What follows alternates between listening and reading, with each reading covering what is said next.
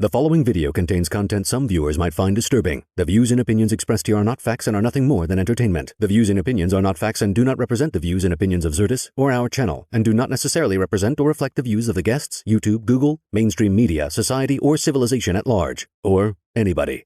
Viewer discretion is advised.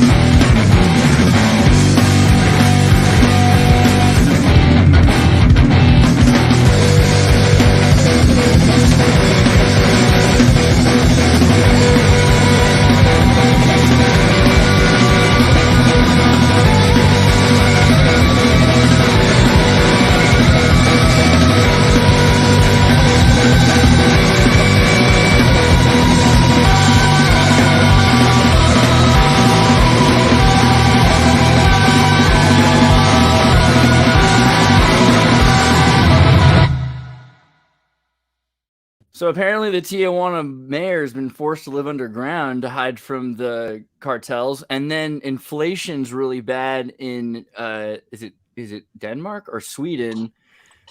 Sweden, because of Beyonce. So it's a crazy week. Also the submarine, I don't know, is it whales? Do you think it's the whales? I hope it's the whales. We'll get into it all. Welcome to Wednesday Ultra. Did you see the latest submarine news that there's a chat log? The guy was hitting up OnlyFans models as like moments before underwater. He's underwater in the sub that he's paying for. And instead of looking out the window or paying attention to whatever he paid for, he's literally doing OnlyFans right up until the minute. they lost contact. Brutal. See, like this reminds me of the guy who went to the North Pole originally. Like he was always making up all these stories that he was going further north and he was going places he wasn't really going. But then the only records we have of him were at brothels that he was like hundreds of miles west of the, like he's going to these Inuit brothels. But here's also a pretty cool, and Eddie, what's up, buddy? I'm glad you made it. We're gonna have to go deep into the Synchronous, but let's just talk about the 10th circle of hell is being thrown into a giant penis with limited oxygen and being sentenced to die with 1 toilet and 5 socialites. I don't know. It seems like we're supposed to be mourning these people.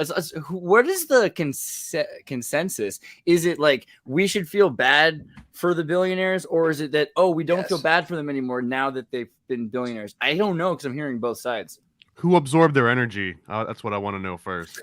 It's the Titanic, right? Like, how do you bring billionaires and lose them at the Titanic? I feel bad for them. I think they have affluenza. Like that's a real thing. Like if you're born like super rich, or you just become a billionaire for you didn't like work hard for decades for it. That's a mental illness. It's a silkworm thing. And they skipped on the controller. Oh, we're gonna get. I just heard about that story today. But were these people important?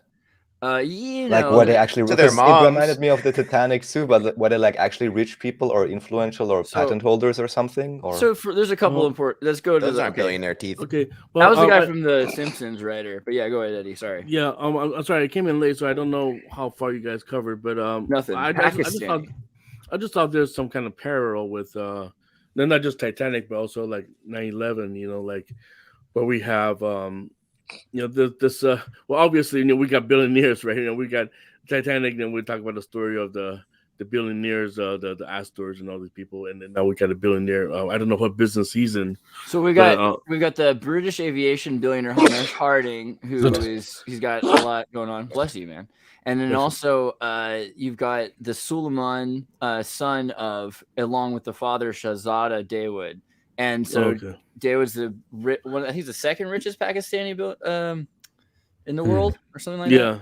Well, okay. Here's what I thought is that because this year marks the 110th anniversary of the Federal Reserve Act signed into law, by President Wilson, right?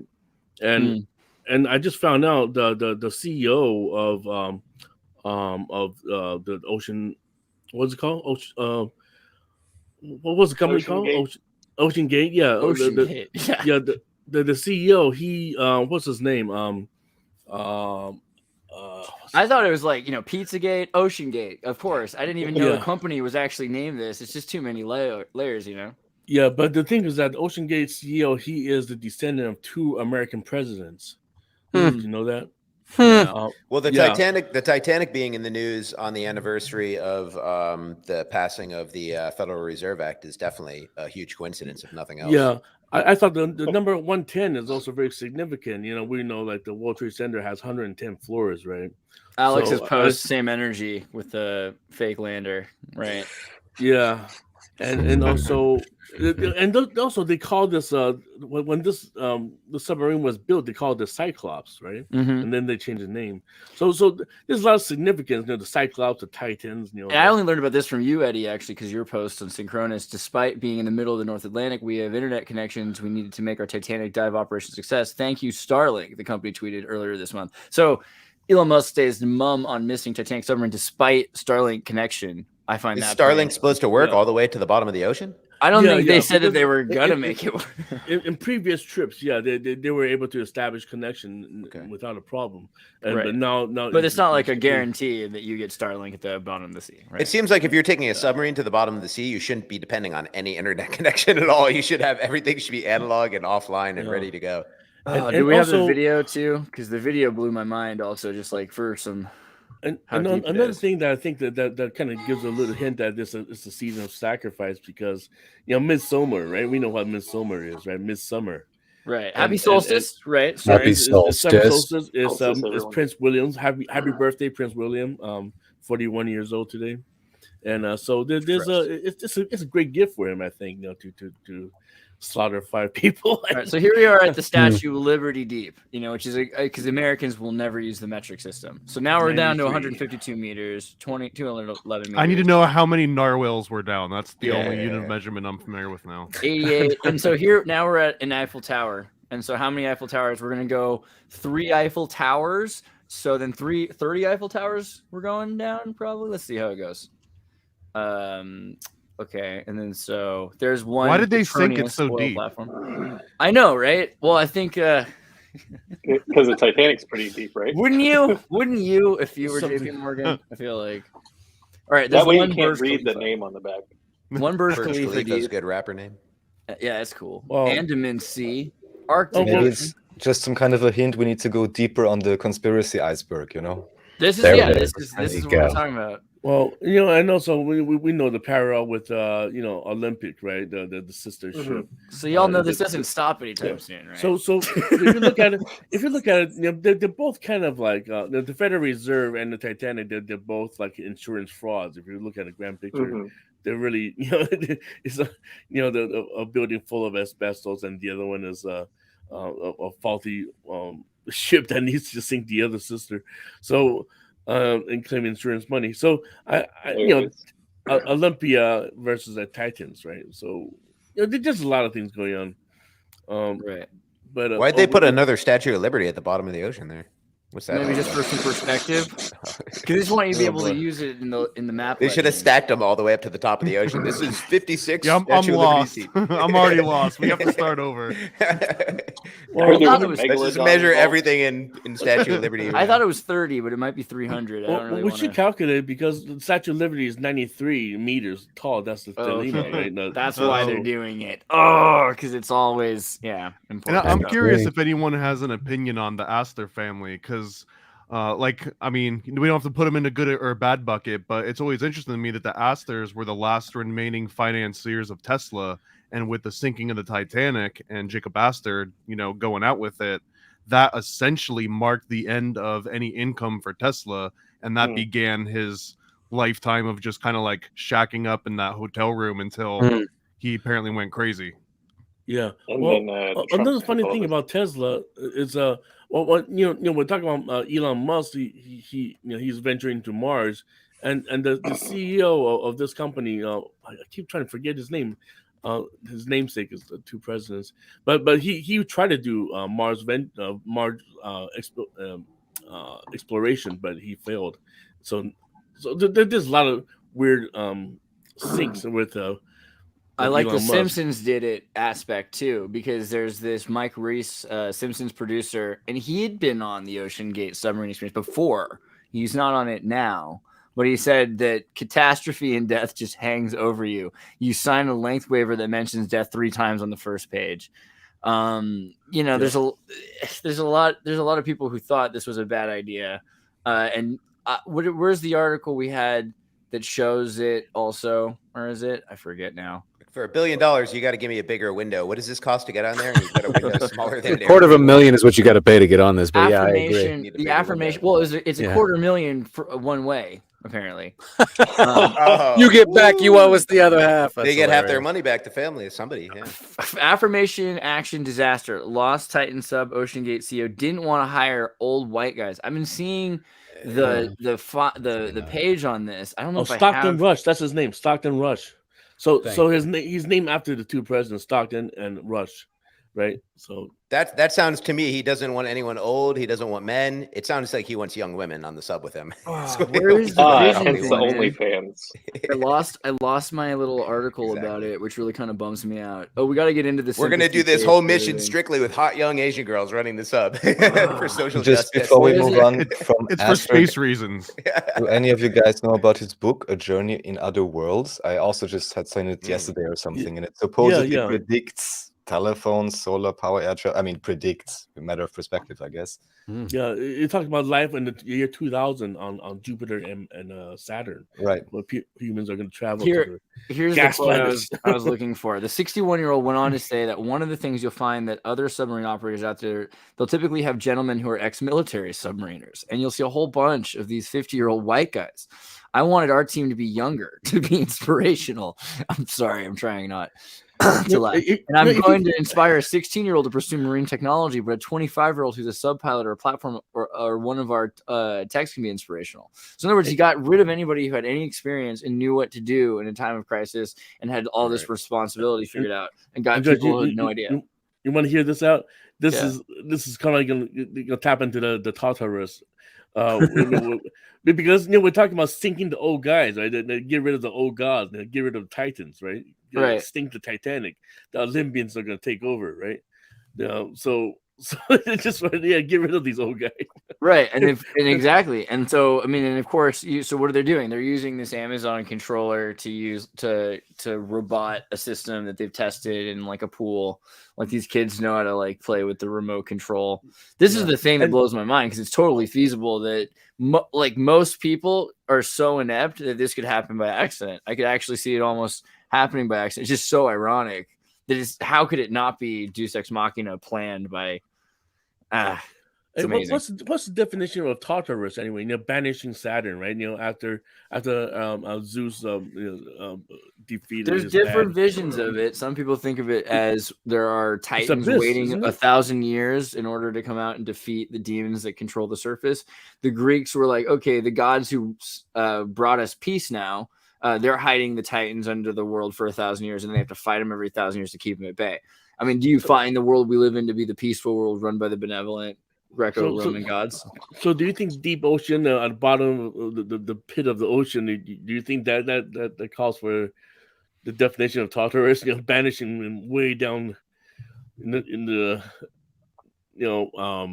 I think Tartarus fits at that where the Titanic is located. The other thing is Tartaria owns the sea, like all of the sea. The other thing is giant squid. Like they're in the perfect location that if you know what I mean. And someone's like, why won't you can be a citizen of the sea? We learned in the court case of Ghislaine Maxwell, you actually can claim citizenship of the ocean. Right. Someone owns it. You guys have seen the thing with law, the whale thing where they're saying, okay, killer whales are not our friends, says Jacob Stern, owner of a yacht and member of the Yale men's but you have to say it in a yacht voice. Okay, killer whales are not our friends anymore, guys. They've never been, apparently, if you have a yacht. I mean, so right.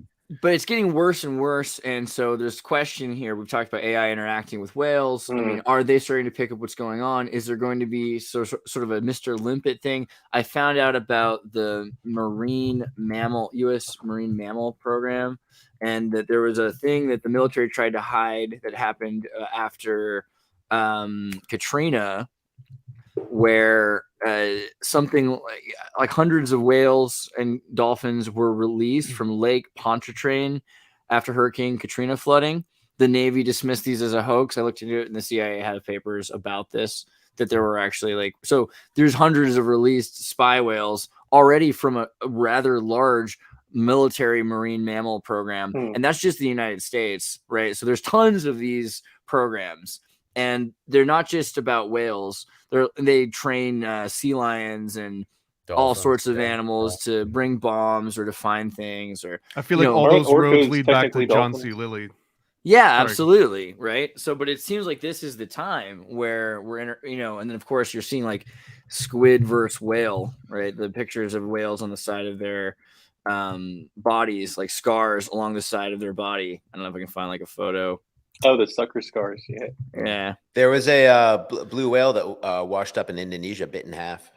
Whoa. The biggest known mammal, the blue whale, biggest known animal. These things can't go that deep. So the thing is, at a certain depth, they would a submarine sticks out to, if you're in squid territory and all of a sudden you're not imploding at a certain depth because they'll chase you deeper usually if they can, right? I think we're living the days of Noah anyway. Where people keep saying, "Oh, the ocean's going to rise up," but then I think it's not the climate change issue. I think it's the ocean's going to revolt. Does that make Greta Thunberg the new Noah? Wait, Jesus, it's for a boat, you said? No, Greta Thunberg. Yeah, Greta Thunberg, the one that's been warning us, and that we all have to make boats now. I hope she's ready because I'm not ready. There's a lot of other Scandinavian teenage girls that make boats that are better than Greta Thunberg. I've seen. Yeah. An interesting question besides why are orcas attacking boats? I mean, boats are very annoying. If you're in the ocean, they're loud and annoying. It didn't used to be there. Now there's constant loud, annoying things. Oh, if I could jump up in the air and bite helicopters, I would definitely do it because they're so loud and annoying. The more interesting question is, how did we humans get into this arrangement where people are just allowed to make the most loud, annoying noises all the time? And if anyone says anything about it, they're a Karen. Probably I think the there's Vietnam multiple War. things that annoys them. For one, that they can get injured by the engine, the what do you call Propeller. it? Propellers, sure. Yeah, propellers, propeller, and yeah. also they've been stealing the baby orcas, and then next thing you know, we're harboring their food. A lot of times, seals will jump on the ship, and nobody's willing to kick the seals back in the ocean. So they did a lot of things. You've seen Mr. Limpet, that movie I'm talking about, Mr. Limpet. It's about a fish. It's about a guy who becomes a fish. But the point is, Mr. Limpet. Is that old school movie? Supposed to be in it. Yeah, it's like Don Knotts. Yes. Super important movie. Nice. Yes. Very Oh, Masonic story. And basically he's thinking, well, we obviously come from sea mammals, and maybe at some point we'll lose out and another sea species will evolve to become hyper intelligent. And for whatever reason, he becomes a fish. And as a fish, he's a special kind of fish who he helps the U.S. government and the Navy fight the Nazis. And he distracts their submarines and all these things. But then he ends up training the other fish. And so 20 years later, like, the show is really about how the U.S. military has to open up this book that they've locked up for years since World War II that says, oh man, why are these fish cutting the fishing lines? And these fish are learning how to fight back against the Japanese fishermen and whalers. And it's all because Mr. Limpet is leading a revolution where he's uplifting the fish, right? And helping them become more intelligent and build a civilization. So, I mean, these are ideas that have gone on for quite some time. It just feels like now we're looking at the technology to do it, right? Well, I mean, what they talk about Dogon too, right? Dogon. Is it Dogon or Dogon? The Dogon tribe did talk about having some kind of intelligence jump down. They told them to dig them a pit, fill it with water so that they could exist in it while they apparently taught them civilization. Yeah. That's interesting. So, yeah, I mean, the Dogon tribe also, they use like the 64 math system, right? Base 64. I Ching style. Cool. Yeah. So, like, it's pretty interesting that they have also, and then they're also able to see, or they have stories of, satellites, planets, or moons, things that we can't see without a satellite or without a telescope. So Sirius B in particular, yes. Kind of assumes that they had access to technology or something. What about the amnesia from Taylor Swift concerts? Have you heard about this? All these little girls go to these Taylor Swift concerts and they can't remember them afterwards. They're just like, what happened? I got to turn down the MK Ultra knob a little bit. It's like people are like, what was it? Like, I don't remember recording this. What was it recording? It's the same experience you have when you go see a Marvel movie, though. I mean, I don't remember much. Basically these kids are like, I was there for the show. I have video of me recording it. I don't remember recording this. It's all a blur, and there's just like tons of kids. I don't even remember like recording these videos. Their friends were jaws just dropped out, zoning out. I have videos the first time on stage. I don't know. It's kind of interesting to me. Do you think it's just like the way reality works, that they're expecting it to be more than it was, or something like that? I think as someone in the music industry and the live show industry, I think that the live stage shows have gotten so intense that it's almost like a mind-altering experience. And when you have when you make memories when your mind is altered, you'll be more likely to remember those memories when your mind is altered in the same way again, but not when you're sober. A good example is when I watch pro wrestling, I get super stoned and then I literally don't remember anything. But if I read back through it, I can get bits and pieces. But concerts nowadays are just so intense. You're practically on drugs from all the lights and the lasers and everything. Yeah, Taylor Swift wears all those. She looks like a disco ball, That could be it, but if it's only Taylor Swift, the other question is, how did we gather this information? Who started surveying little girls to see if they remember Taylor Swift concerts and why? I don't know. I was looking NPR. I don't know if well, the songwriter is always the same guy. I forgot her name. I mean, his name. He wrote for her. Max Martin. A whole bunch of, or no? Is that him? I thought the whole point of Taylor Swift is she wrote her own songs. She doesn't write her own songs. I thought that's not true. Oh, okay. It's well, all. There's an article that explained it. I don't have it with me. I feel like we should look through the lyrics for Ericksonian hypnosis techniques. Yes. She's like, I date douchebags, and then this guy writes the song about it. But my part's important too.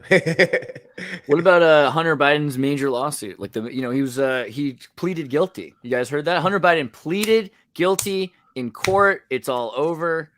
They're not going to charge him with anything, but he did say he had like a laptop or something. What did he say? He said, I forget. He pleaded guilty to the weapons charge, but Weapons charge. That's right. I did have a does gun nothing. next to the crack. I'm not saying it was my crack, but I did have a gun next to it. And then But there who- is no drug charge. It's the other charge is Tax evasion. There are two yeah, counts of tax evasion. Yeah, and- that's and the misdemeanor. gun. So he pled Yeah. guilty So to the that. sexual abuse is nothing, right? Well, they haven't. Nobody's prosecution- brought that case yet. Nobody's brought that charge yet. They're going to keep it all in the family, I as don't usual. know. It's pretty intense. So they call it a sweetheart deal, and it's really interesting. Obviously, like during the Trump case, like simultaneously, it just has this very Barabbas Jesus kind of thing going on. I think this they guy wanted to tie deleted this one emails. up. Burn Yeah, him. They wanted to Just tie this read up neatly because it had to do with gun rights, and right now the Bidens can't be seen as advancing gun rights on the other behalf. They can't really cede any sort of ground.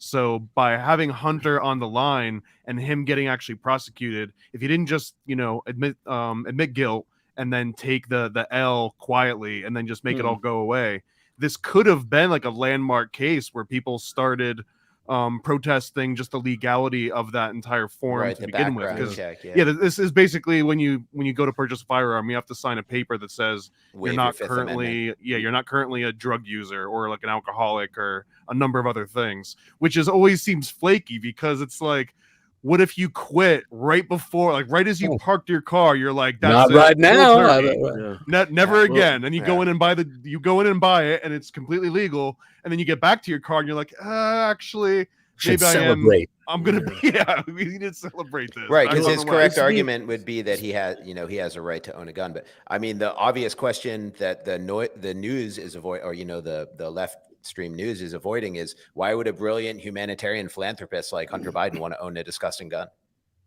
Why does he even You want know it? what? Another thing about You can guns own is somebody that who owns a gun.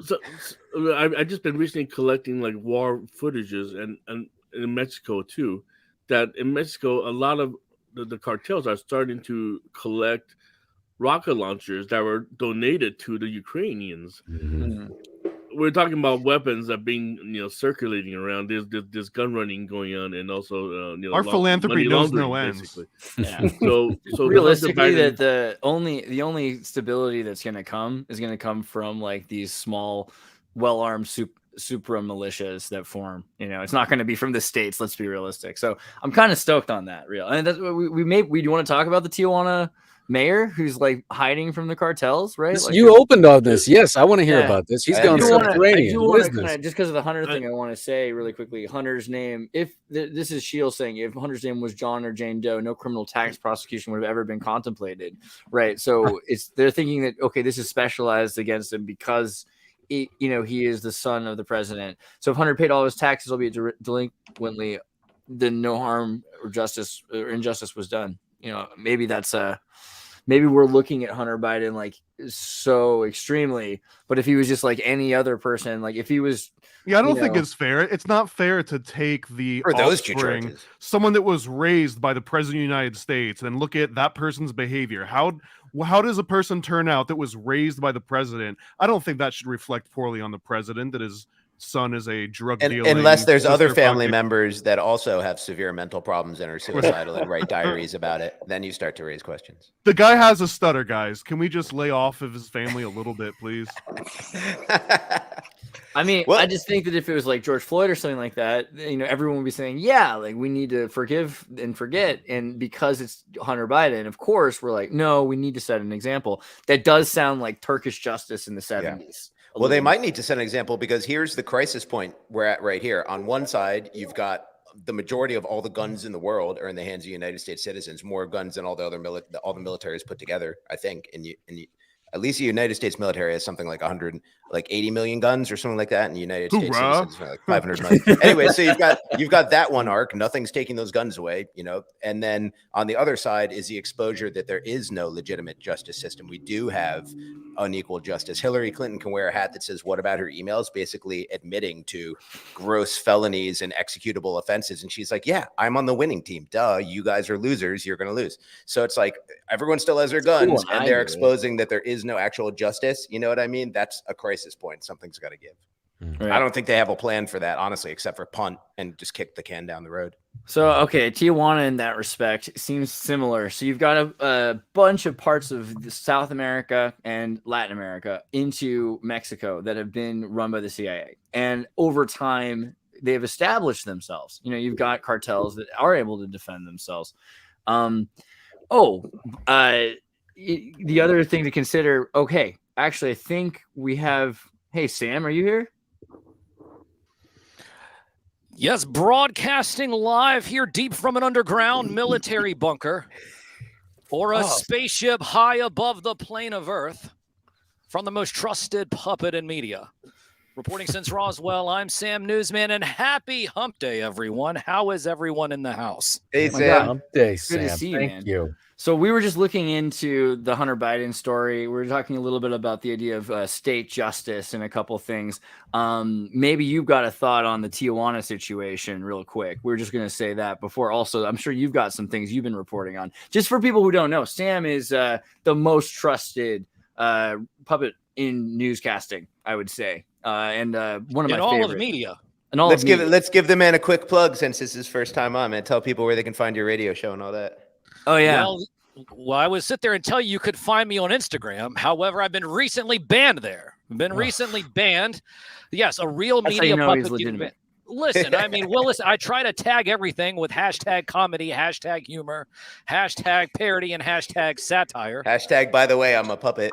but you know what? Well, but it's a pretty prejudiced world out there against. It is. Listen, there's a lot of puppetism out there. A lot of puppetism. But all over social media at Sam Newsman, all over social media, I post reels every day. Stories that I find quite interesting. Some of them that you might have read, some that you might not have. A lot of times it gets political, but I do try my best to not get too much commentary. I want to be an objective journalist, you know. I mean, setting the standard, raising the bar, the only way a real media puppet knows how to do. So this is the YouTube page. We're trying to get those numbers up in terms of those, and also the Twitter numbers. But we're all over social media at Sam Newsman. And people wonder, well, what do you do, Sam? I said, well, I have a radio show. Yeah, I mean, you're an amazing investigative journalist. Actually, I think you're going to the places we can't say all the places you've been because I think they're still doing trials about January 6th. But it's amazing the things that you've witnessed. I'll just put it another way. Also, really quickly, I want to say, look at this guy. You've seen Johnny Harris. He was recently caught doing a video which he didn't say was paid for by the World Economic Forum, and then it was proven that it was paid for by the World Economic Forum. So I'm wondering also, Sam, who do you think pulls the strings in all this, so to speak? Well, you're familiar with the Game of Thrones, right? Yeah, absolutely. Yeah, well, so it all goes back to the Iron Bank. It's always the Iron Bank, and it's always the guys with the money. Listen, it's neither red nor blue. It's all about the green, baby. It's all about the green. Is it Iron Bank a nation or is it a supranational body? It's whoever is going to be supplying the funds. Okay. It is across the board. It could be multinational, multi-global, multi-corporation. It could be all of that.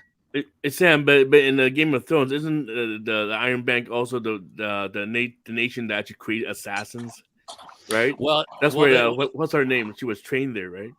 Correct. She became a faceless assassin. Correct. Which we called today just your average politician. No, just kidding. But one of the interesting things is that it's all about the money. I tell people all the time, just follow the money. Right. And if the books don't add up, well, keep your damn mouth shut. Because you probably have gone too far. You probably have looked too far. You shouldn't say anything. The last thing you want to do is stick your head out of the grass, because then you'll get sniped. I mean, so this is the thing. So so a second ago I was showing a bit about Hunter Biden, and now we mentioned it. I lost it already. Where's my story? Oh, wait, man, can you go back to Hunter, the one with the Hunter Biden's face? Wait, yeah, it says July 26th. That's Kubrick's birthday. I mean, I'm just trying to make some connection there. You're really good with the dates. Yeah. But I mean, so we were saying a bit about so basically the Tijuana mayor is in hiding because the cartels are saying they're not allowed to run the nation and the state the way they've been running the state, and there have been oil line piping, etc. And all across the world, though, we have these examples where intelligence agency adjacent groups and corporations have built up their power, and we're supposed to think they're the bad guys while the World Economic Forum is building a new stable security. What are we supposed to think about these groups, though, that are non-state actors, right? They're not the government, but they're trying to have sovereignty. Listen, you're not supposed to think. You're just supposed to sit down, shut up, enjoy owning nothing, and eat your damn bugs. That's all you're supposed to do. They tried to sell me locusts. Was it crickets for $6 the other day at a Mexican restaurant? $6. I'm just saying, it is if an they interesting come in question. cool flavor, then I might be on board. It might have been all right. I don't know. Andreas, you know that Barbecue ramen they're crickets. selling in Taiwan? Oh yeah, no, I'm gonna have to do it because I know the past is the future. But okay, Sam, you also had some stories that you were gonna pull up, right? What was the thing you were talking about earlier? Well, the first story that I wanted to pull up was the one that I saw today. This is coming out of the AP Business Wire. For the first time, U.S. regulators on Wednesday approved the sale of chicken made from animal cells, allowing 2 California companies to offer lab-grown meat to the nation's restaurants' tables and eventually the supermarket shelves. The Agricultural Department gave the green light to Upside Foods and Good Meat, firms that have been racing to be the first in the U.S. to sell meat that doesn't come from slaughtered animals. What's now being referred to as cell-cultivated or cultured meat as it emerges from the laboratory and arrives on dinner plates. The move launches a new era of meat production aimed at eliminating harm to animals and drastically reducing the environmental impacts of grazing, growing feed for animals, and animal waste. So the question that I have, round robin, is, gentlemen, will you be eating any lab-grown meat? Not on purpose yet. That was the right answer. Maybe once it gets better, because as much as I like how cows are just a thing, whether God made them or however they got there, and cows make beef, and I like how that just naturally happens. And then humans make stuff too, including lab-grown meat. So my knee-jerk reaction is to be a futurist, and be like, eventually this is going to be a good idea, but I wouldn't want to get in on the trial stages. I have to How about ask. anybody else? I've got to ask Sam: is this cultured meat cultured from the forever cells in these animals, the cancer cells from these particular animals? That is a good question. The AP story does not go into that. It'd be something that would be very interesting to know. But the fact is that will you be eating any? Oh no. But I mean, I think that makes it. Oh no. I have don't no know desire. if we have the choice though. The way VBDC said it. So I remember, they did not. They point, yeah. With GMO corn, they said it was exactly identical to corn. The likeness Stop was eating the same. corn. So in other words, how are you supposed to know if something's GMO versus not GMO unless you're really intuitive, and it's going to become harder and harder to do. So the same thing, they're going to have legal decisions that say, this is the same product. You look at it on a shelf, you might be able to figure it out. But if you go to a restaurant, it's going to become even harder. And then eventually it'll just become so equalized. Plus, you've seen Alex Jones talk about clone beef, right? We've been eating clone beef without recognizing that as an example for the last 20, 30 years. Not most of us. I mean, that's pretty cheap stuff. Like the majority of beef packing plants, do use clone cattle, but the majority of the people, on they're podcasts starting to use clone beef for the best down. kinds of Really? stuff. Yeah, because they're like, this is the best. Well, it's time to look at the back of your Cloned packaging. Wagyu. Time to look at the back of the packaging and call the farm and ask. But I was going to say there's kind of a weird philosophical quandary that goes along with eating lab-grown meat, which is the only way I can explain it is to equate it to this passage from Stranger in a Strange Land by Heinlein, where there's a guy from Mars. He's just super intelligent and advanced compared to humans. And he's on Earth for the first time where they have moisture. So they have all these plants and stuff he's not familiar with. And she's like, a woman is like, come outside with me and talk to me in the yard or whatever. And he sees the grass and he almost steps on it. And he's like, whoa. I almost killed all these people. And she's like, those aren't people. That's just grass. And he's like, I'm not going to step on living things. She's like, it's good. Just try it. And he steps on it and he's like, oh, they like it. So it is possible that the purpose, like a part of a cattle's personal fulfillment is to become food. Like we don't know how this whole system integrates, but it is possible that things enjoy on some genetic level, like DNA memory level, enjoy fulfilling their natural purpose to be a prey or a predator or whatever they are. Could be. So, it could also be does like anyone remember- Dogon's run, What do you call that kind of DNA, by the way? What am I thinking of? What's the term for like ancestral memory? They have a Mitochondrial DNA? Is it mitochondrial DNA? It might be mitochondrial DNA. Yeah. So what's going to be the effect of basically, if you're growing from cells, that's an animal with no life experience and no memory and no connection to ancestry. So it's like you might be getting the right amount of calories and protein and stuff, but there could be other magic ingredients, that come from the experience of the animal that we don't know about yet. Could be getting possessed or something. Yeah, there's Does usually anyone substance. remember when Go on. KFC, the mutant chicken, sort of That urban was a legend great thing? urban legend. Yeah. What is that? I didn't hear that. Oh, the idea just- that KFC changed its name to KFC so that they didn't have to put chicken in the title. It's no longer a chicken. It's this mutant thing. But if you kind of compare that to reality, the chicken of today, especially what has been created, is much different and cannot breed the same way naturally. It's so huge, right? I think if you look at It's comparable to weed. It breaks its own legs. Comparable to weed, yeah. See if I can find like a picture. I mean, that's definitely what humans do. It's so funny that on one hand, we're so worried about anything that's going to change humans. Like we're worried about eating this meat is going to change us in some way, but we are the thing that makes these kinds of things that we're scared will hurt us. So like we want to preserve our nature while at the same time not liking our own creations.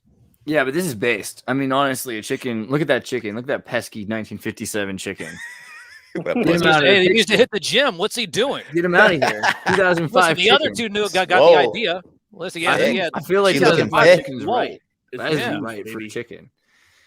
That's all featherweight. I mean, you're getting ripped off. on a philosophical question here, right? If you can kill the chicken on the right, and it means that you don't kill 4 of the chickens on the left, isn't that overall like net less murder? Net less karma. Yeah. Only issue is people have been eating 4 times the chicken probably since then. That's just true. saying, lizard chicken's prettier. That's just what's Does the going on lab-grown chicken have a soul? How you like that? The more I look at it, the more I Exactly think about Abraxas, the great Archon. I mean, I keep thinking about that entity. Why is a chicken the great Archon? That's what I'm trying to figure this out. Right, because we're consuming them too much. I always figured it was a nod a little bit to like a sun god as well, with the rooster representing the the waking sun. Well, we deviated from clone meat. What do you think then, Sam? What's your next subject? Next subject is, well, this is going to be very interesting. Hold on, let me pull this up here. Let me see here. Here we go. This comes from Study Finds. A robot could be coming for the job of prominent music producers and talent show judges. Like Simon Cowell, according to new research, scientists have utilized artificial intelligence to identify hit pop songs with an impressive 97% accuracy. Such a computer system could render TV talent show judges redundant, replacing their skills at significantly reduced cost. The AI, which utilizes a neural network, can also enhance the efficiency of streaming services. And according to researchers in California, the system is so straightforward that it can be applied to films and television shows. So, gentlemen, we all know that pop radio music is garbage. So do you expect AI to do better at picking out what's going to be the next best pop song or not? Only if it factors in marketing and PR, because that's how you make a pop song, not by writing a song to a specific formula, because there's people doing that in bunches and bunches all over the place, and they have no PR, no marketing, no alignment with any brand or label or anything like that. So, but hey, I say as a musician, I say bring it on, man. If AI is writing better songs than me, then so be it. I mean, AI is made by people. It's just like people made a guitar. You can make better music with a guitar than just making noises with your mouth. Most people. I kind of think though, like guitars ruined everything, and it's. I think you can make a song though that like when people hear it is hypnotizing enough that it could spread, right? And so the virility of hip hop. Real quick, you guys are talking about AI writing the song. What I'm telling you is that AI is picking out the next best pop song. Yeah. Whereas you have human judges and human producers and human record executives. Right. That say, hey, well, you know what? That's got a good jingle to it. Play it again, man. Rick Rubin, one of my favorite people ever is Rick Rubin, and that's what he does. He's got the ear for it. He's got the knack for it. He can hear a song and say, you know what? We need to make one tiny change, put the bridge in the middle, whatever, you know what I mean? And like, he's got that knack, and I like that. But other people have the knack to make a computer program that can do Rick Rubin's job. So I like that too. I'm kind of like, I don't know which way to feel about it, but Yeah. Couldn't the want that AI job. write I want its? Couldn't it write its own music and then just judge its own music and be like, yeah, I think what I wrote was better than anything that you Exactly. guys wrote. Exactly. Ooh, That's a interesting. good- But it that's a good might be kind of true. So the thing is, I think you have judges that are often swayed by the wrong reasons. And so if you had a judge that was mathematically looking at, and often a song, people don't realize it, but a song that they like is formulaic, you know, like Panic at the Disco or something like that. They're really formulaic pieces they have rising actions. They have a circuit that repeats, and then it kind of settles you someplace. Right. You know, there's a way that these songs are designed to be a certain amount of time, and that they will sync with other songs for that reason. That's exactly my job. Is like I'm looking at the time of the song, like the little changes. I'm like, we could put a half-step key change. That's something they do. And there's all this just lexicon of things they do in pop songs, and I know them all and could put them all. You could put them all into one song, and it probably wouldn't work. But then some of the biggest pop songs of all time are the ones that don't repeat a pattern like that, like Bohemian Rhapsody. They're like, let's make the whole middle of the song like 3 minutes of opera, you know, and stuff like that, and become one of the biggest popular. Yeah, but even still, I think that follows, like, I would say even more so, that follows rules, because then a mid-song genre change. What are some other examples? I mean, what about 19th century classical music? Okay. How does the AI know if the artist has performed services on the record executives? Because that's really sort of the key element here to success. That's what I wanted to get to earlier. Yeah. Ritual, They're going to have to build a peripheral dick for the AI, so people. It's Let me take a to look a here. fleshlight. Or just like the Pong, machine has that roll ball. You know what I mean? I'm curious. Here's the musicians, they don't even make money anymore, right? There's no more CD sales. There's no more like residuals, and I mean they have to perform to death, right? They have to. That's only that's all there is. Yeah, Tickets and merch. Yeah, or if they can get licensing, you know, with the song being on commercials or whatever. So the song has to be attached to an idol, right? It has to be attached to a boy band. It has to be attached. So you have AI creating all these tunes. Are you gonna have robots stand on the stage and perform? I mean, hologram. Pull up Lin Minmay from Macross. That was the first. Let me just pull up fictional Hatsune AI Miku first. She's holographic. Lin Minmay, is that what it is? Minmay, yeah, that's probably Rad. Like the future of. And look, this is from Macross. This is from the 80s. Nice. So, but this actually exists now. If you go look at Hatsune Miku concerts, right? Oh, they have it for real? Oh yeah, Hatsune is amazing. Oh, sick. So basically, watch here. So what they do, turn the sound down. They project her as a hologram live in front of the band, and then the singing is done by this Vocaloid thing. Which, you know, now we can do this. Like you hear it at the beginning of Sync Tank, we have that voice. But Hatsune Miku is like before anything, and she's got a vocal range 300 times that of any human being. And look at all these kids from Japan with their glow sticks hanging out at a concert watching the holographic Hatsune Miku in 2019, but they've been doing this since like 2012. Yeah.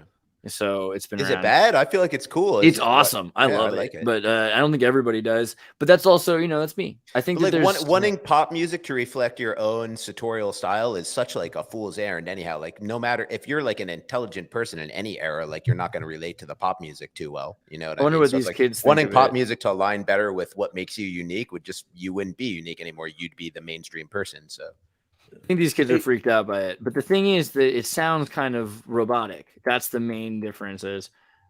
Certainly it doesn't have to. Hey, and Andreas, I don't want to change the subject, but I just dropped you a link. This was a big debate today with my union because Marvel, what's that show with Samuel Jackson? Secret Invasion. The Secret Invasion. So basically, they use the opening credits with AI to render the event because nice. right now. No spoilers, Hollywood, please. I didn't know this was out. I'm going to watch this tonight. So this is a big controversy right now because we're still in the middle of the strike, and the writer's strike. AI is part of the negotiation. Part of the one of those topics we got to cover, and then now the producer just he just like probably didn't open up and say this is everyone's AI on strike, so we just spent the afternoon and put it together in Stable Diffusion. Yeah, exactly. I mean that's what you should do, though, right? Isn't that important? I mean, okay. Oh my god! It just raised some hell today all day in my group. They just really just did that. Based. That's based. I'm sorry. That's iconoclasm in the most based way. I like it. Yeah.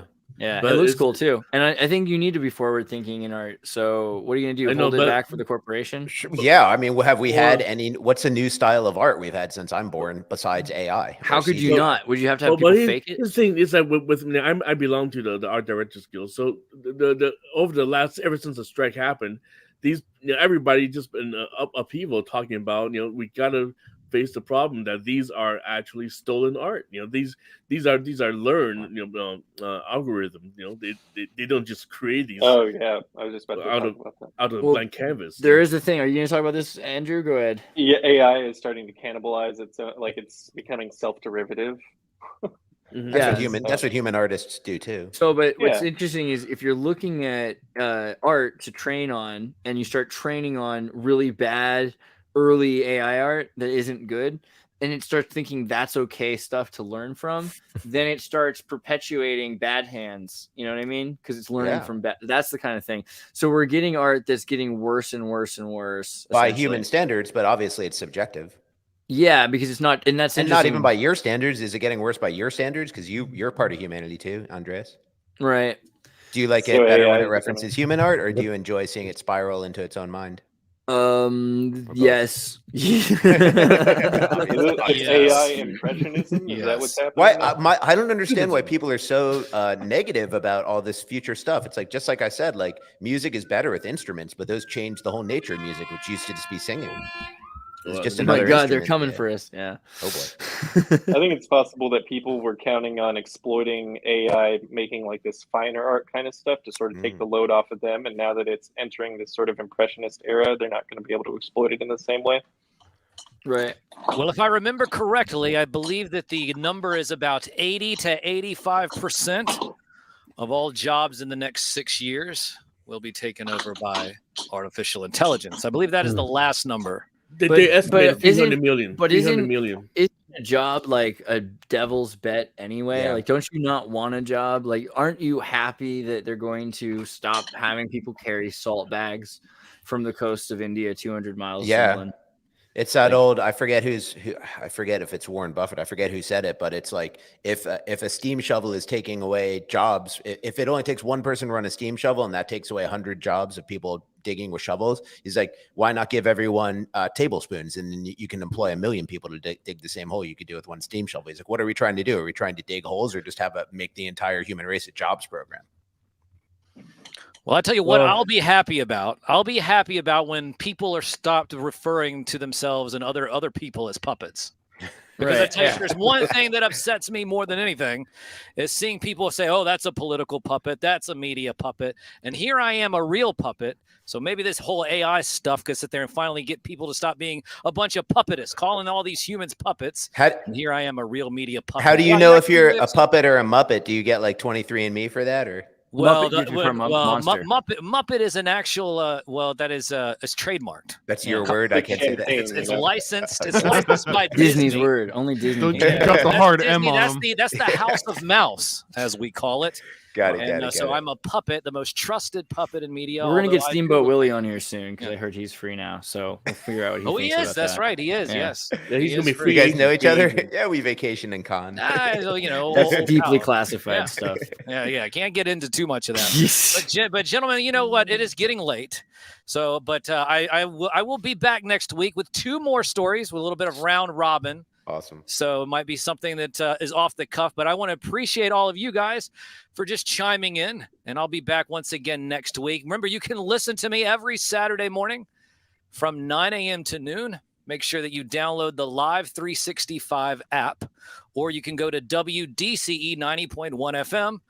I do have an actual radio show on a broadcast signal. So that's an FM signal. But if you're not close by in Richmond, Virginia, you need to sit there and listen to it. You can go to WDCE.org, or once again, download the Live 365 app, search WDCE, and you'll be able to listen to the show. We play cartoon themes, video game themes, movie themes, take phone requests, have guests call in as well.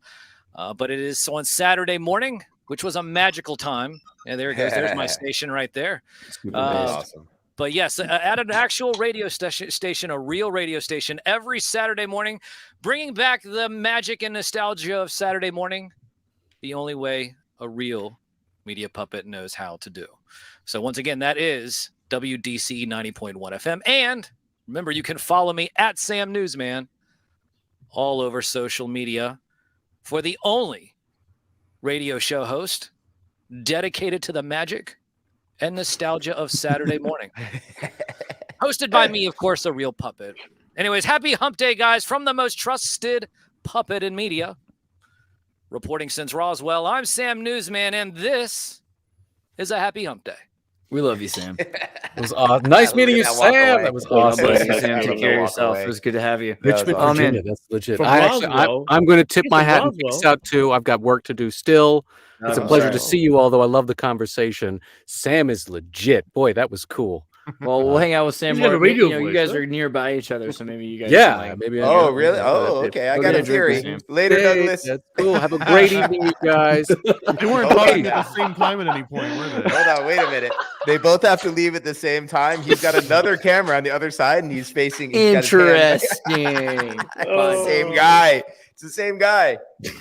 Yeah, I'm curious Busted. because both of these topics came up. Do you think that if you tried to train AI on Taylor Swift songs, that you could erase some of its memory?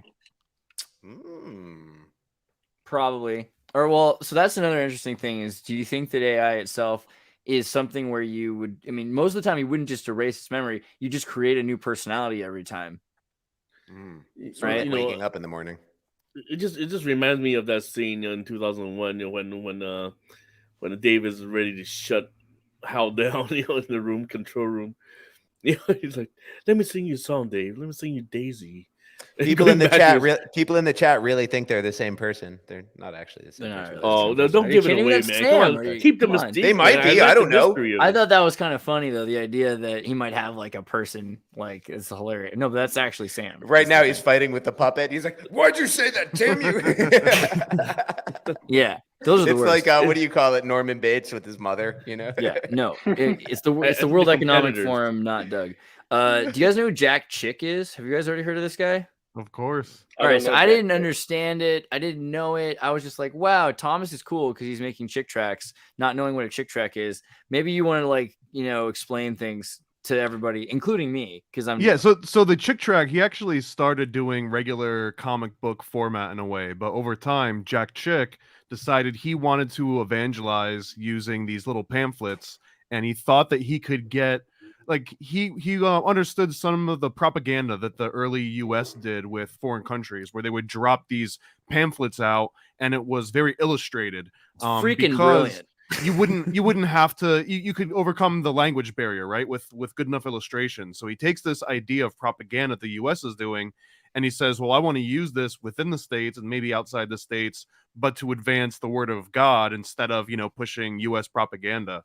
So Jack D. Chick starts putting together these little pamphlets and giving them out either for free or making it so that a church would buy like a huge bulk of them, and you would put the church's information on the back page, and they just give it out to all the parishioners and the kids. And he came out with a bunch of comic books after this too, like full color. But these things are prolific, and this is a really interesting note that not a lot of people know, but because Jack Chick predominantly worked on these very Christian, like very fundamentalist, like King St. James Bible comic books, the comic book industry does not acknowledge Jack Chick pamphlets as comics. And if they did, these would be the most distributed, most printed comics of all time. And Jack T. Chick and Chick Publications would be the most prolific comic book publisher of all time. But because he doesn't get included in that little group, he never really gets considered in those kind of statistics. Man, Who's it's the so artist crazy. that 'Cause I've seen these things before, but I never knew who Jack Chick was. Basically, The art is pretty amazing. yeah, it's Yeah, incredible. it's pretty good style. And he's tied to so many freaking important people in the conspiracy theory movement. Who's the dude who's the who thought that the Jesuits started Islam? Um, It's like a Jehovah's Witness priest or like father died. What's his name? It's like a oh man. Yeah, I heard his lecture is very interesting for sure, but of course, Alberto Rivera. Alberto. Oh yeah, no, Rivera. he did a whole series on Alberto Rivera. what was it called? It was all about the popes and the Jesuits. It was a full color pamphlet, and Jack Chick also teamed up with John Todd. And John Todd, I think in the 70s, he claimed to have been from this satanic Druid Illuminati High Council. And he ran through a bunch of like occult bookstores and stuff. Yeah, actually, John Todd. Yeah, that's why I learned that Long Beach, where I was born, is actually the hub of the South SoCal. Illuminati. Oh, he was the music industry guy. Sorry. No, that's his face. That's him. Yeah. What is Long Beach the hub of? That's John Todd. So basically what happened was he did like religious pamphlets, but he also was really super excited about conspiracy theories. So he had anti-Freemason pamphlets, anti-Mormon pamphlets, and then he got into Alberto Rivera, who was, the king of the Jesuit conspiracy. And he was like, yeah, the Jesuits did everything. Yeah, Islam too. Yeah, that too. Everything, all the time. It was always the Jesuits. So you can't be like everything he said is true. But you also have to imagine he's coming from the perspective of wherever he came from. The Jesuits were in charge of the mafia, or the mafia were working with the priesthood or something. So he's got a correct perspective on a micro static level. But once you look at it maybe larger, it's not quite as accurate. And he starts getting into the idea of these secret rituals they're doing, which are probably a little counterintuitive to what Jesuits are actually doing. But there's some truth in the staples between the pages. Well, and Jack Chick died a while ago, and there was an artist named Fred Carter who was a black artist that started working with Jack Chick in the early 70s. And when Jack Chick died, Fred Carter took over. Fred Carter died last year. And another interesting aspect of this is that after Fred Carter started doing a lot of the artwork, they also started repurposing some of the older Jack Chick tracks and rewrote them for the black audience. So for example, there was a Jack Chick track about these rock stars that sell their soul to the devil in order to become, famous. And the Fred Carter version of that, it's the same story, but it's like a hip hop group, and they get signed by like a hip hop manager with like a big gold chain on his neck. But it's the same story beat for beat. But man, like if you want to talk about injecting that same concept of Illuminati and like the hip hop Illuminati, Jack Chick had a track on it. They're almost like the Simpsons did it version of the conspiracy world is Jack Chick. Wow. Yeah, that's a Fred Carter illustration right there for sure. That's amazing. So and where do people get them now? I mean, they're still making them, or are they selling them? No, it's still one of the most prolific publications on the planet. I think it's Jack Chick Publications or something. They have a whole, it's like there you go. That's it. And you can read a majority of them online for free. Although the most spicy ones they've taken down, you can't really find them anymore. There's a whole market for these things, like the really rare ones that they haven't re-released. Like I don't even want to say some of the topics, but some of them they all end a very similar way, where you just give up your life to God at the end, and you say you're sorry and you accept Jesus into your heart and everything's forgiven. But some of the crimes that people do in these pamphlets are like beyond Jeffrey Epstein levels of unspeakable acts. And then it's just like, yeah, but they said they're sorry at the end. They accepted Jesus, so everything's good now. It's like, wait a minute, what about the first 20 pages where all these horrible things were occurring? So it has this very simplistic sort of look to it, but I think that's because it caters to the audience, right? If you're in a biker bar and you go to the bathroom and you see this chick track on the top of the urinal after you're done snorting a line, and you pick it up and it's like, oh, I can be redeemed for all the bad things I've ever done. It says so right here. Right, and at the very last page of these chick tracks, they literally have a checklist of like, here's the 5 things you can do to save your soul. So it makes it very approachable. You know what? I was making a post just last week. I posted about the Gideon Bible in every hotel room. Right, I'm that's like, true. why can't this be in the drawer of a hotel room? Chick tracks. Put a pamphlet in every.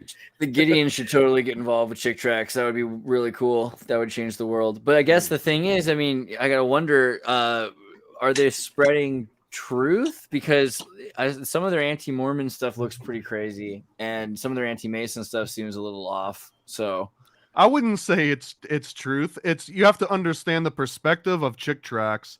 Is that if you deviate from the King James version even a little bit, then you are under the employ of the Jesuit, Illuminati, Freemasons, Satanists, and there's really no middle ground in any of that. It's literally Alex Jones' faith.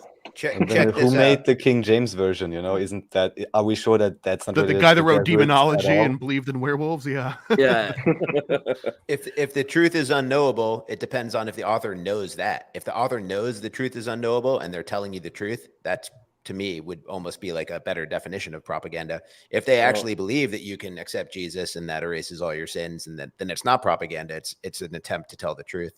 King James But is the people who ultimate- know that the truth is unattainable can't attempt to tell the truth. I dig that about the Mormons, that they're not sola scriptura. So like there's this idea that, you know, Luther had to apostasy the church because the Catholic Church, how are you supposed to step away from that? And then you don't have the keys of Peter to run your own church. What are you going to do?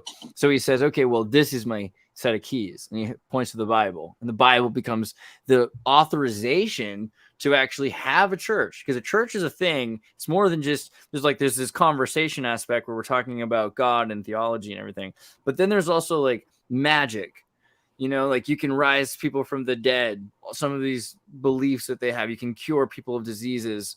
You can marry someone so they're immortal, according to the Mormons, whatever, or they're always together after death do us part. These kinds of traditions are magic, and they don't have the authorization to do them unless they have the keys of Peter. So sola scriptura is really important to the Protestants because it's their right to practice religion. They're like, I have the right in my, it's like a passport.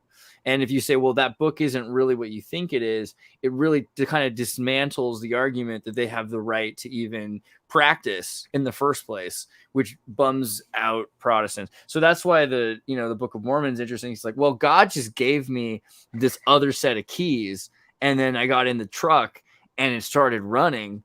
So, I think that's kind of, that's the way to look at the problems with sola scriptura. And then if you're going to say, okay, every single version of the Bible all the way back, we have to look at the interpretations. What do you do with things like Lucifer?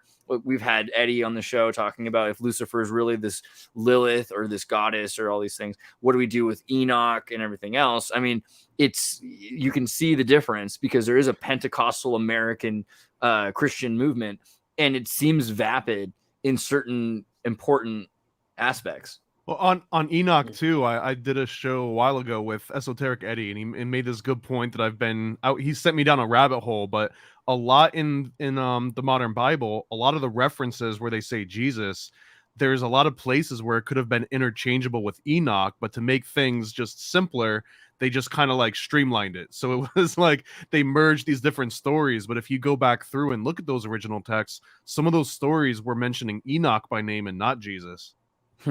Yeah. And then the idea that Jesus is connected to Elijah, and then Jesus pushes Elijah's title off onto John the Baptist, and being born again. Like in terms of like Easternism and reincarnation, I think is interesting. Like the idea of like eternal progression until you create heaven on earth or something. There's a lot of things that we have to be really careful about. We think we understand what the Bible's about. And it's because we have this idea that, well, in the Bible, you're a slave, you're a servant to God when you die, and it's going to be awesome. And that's a really limited perspective that's only arisen in the last, few hundred years.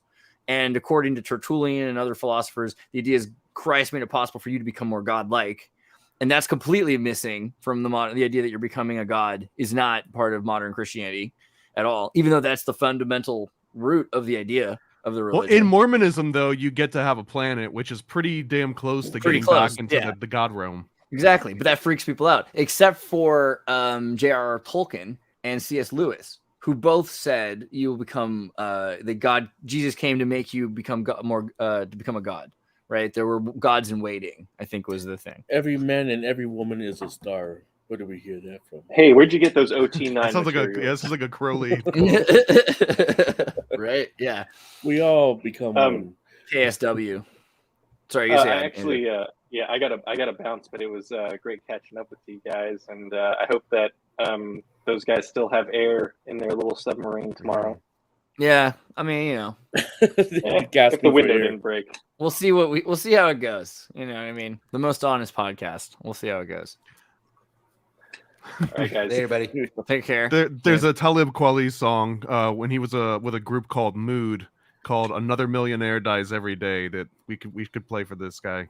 Right. Yeah, I don't know. I mean, I care to an extent. And there's a kid, you know what the kid did, it's not his fault, all that stuff. It's amazing. Like I will never have $1 billion or even come close to being able to just spend money and buy whatever I want. That's like if you went to a music festival for that. The more money I have, the less I want to die today.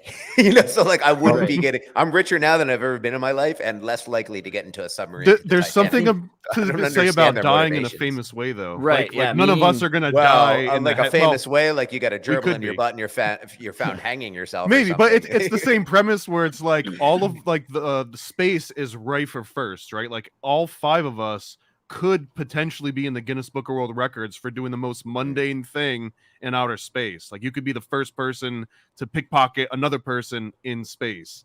And like all these other, so what we have here is like the first people to like, die in a very small submarine controlled by a PlayStation controller. Wow. I like the idea that we'll still have the Guinness Book of World Records in the future. It'll be like the first quantum computer to create a black hole or something, Yeah, but there's also something to be said about people that have so little meaning in their lives. Can I introduce a topic I just thought of right now? The Taiwan conflict with China. Over 50% of Americans think we'll go to war with China within the next 5 years over Taiwan. And my question is, how realistic or how close is quantum computing? And is it true? My understanding is that quantum computing doesn't rely on silicon chips at all. Is that correct? It doesn't have to, but you can have photonic chips that can use because it would be very convenient geopolitically if they became less important right now. Right, that's for sure. And I think that's the main thing is the old processes will be useful for photonics, but they're going to have to build these new things. But technology is going to change more rapidly in the next 10 years than it has in the last 50 years because of AI and systems that make it more capable of quick changes to manufacturing and fabrication processes. So that's a major reason also. The other thing is that you're going to be printing these computers in atomic scale, right? So it's kind of like printing dots. So you need chips for the printer? You need a giant machine that can do chemical vapor deposition, and you need vacuums, and you need to have control. So do you think that the transition, if there is a transition away from digital computing to quantum computing, will that transition require more or less silicon chips than we use now? The transition could require. Okay, so the way things work now is you have an access point and you have a server system. So the server system and the access point system divide further. Right now, so it doesn't really matter what you're using to access the computation with. They can build these cloud systems somewhere else, and you can access it with a silicon chip. And that might make the most sense because then they're just still using sand and everything else. And it's basically like a TV set, right? Like to the computer. And the computers can be in different places. They can be underground, right?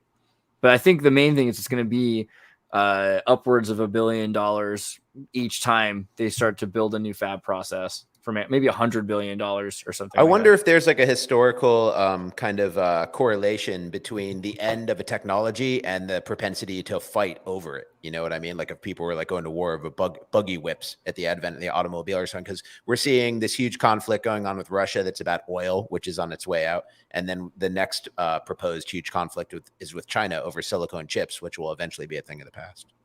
Right. But I don't know. I think like silicon chips will probably still be valued, like because it's a pretty practical material and it's cheap. And to make things out of it, the things that have to change are the fabrication processes. And what they've done is like Intel's gotten really, really good at producing chips, but nobody cares because all they're doing is making these giant wafers as well as they can. Whereas other companies, let's say, have figured out, like AMD, how to make a mosaic that fits together a pretty good chips, even though not everything turns out well. This is kind of what happened in World War II with the nuke. Like the Germans were trying to figure out how much plutonium they would need to set off a reaction on every single atom, which would be way higher of a ratio. But if you just enough is enough, kind of an attitude is how America was able to make successful explosions, right? That same way. So we're in that same point. Like if you can make chips that work cheaper and cheaper and cheaper to the point that humans at home, citizens can print their own chips, then there's going to be value there. but they won't be for, super computation. Super computation can still be done on the cloud, and then we'll have access points. And they're already talking about the new graphene tattoos. So your system won't even, at the point that a graphene tattoo is on your skin and able to interact with your nervous system and pick up information, you'll not even need to care what the systems are built on anymore. Like, that's at the point where things are starting to be wet wired into organic. Since you're talking about graphene, now we're talking about, the conspiracy about the vaccine has graphene in it and all that. I think step by step. Allegedly, you know that there's a conspiracy theory out there on the internet that these crazy people.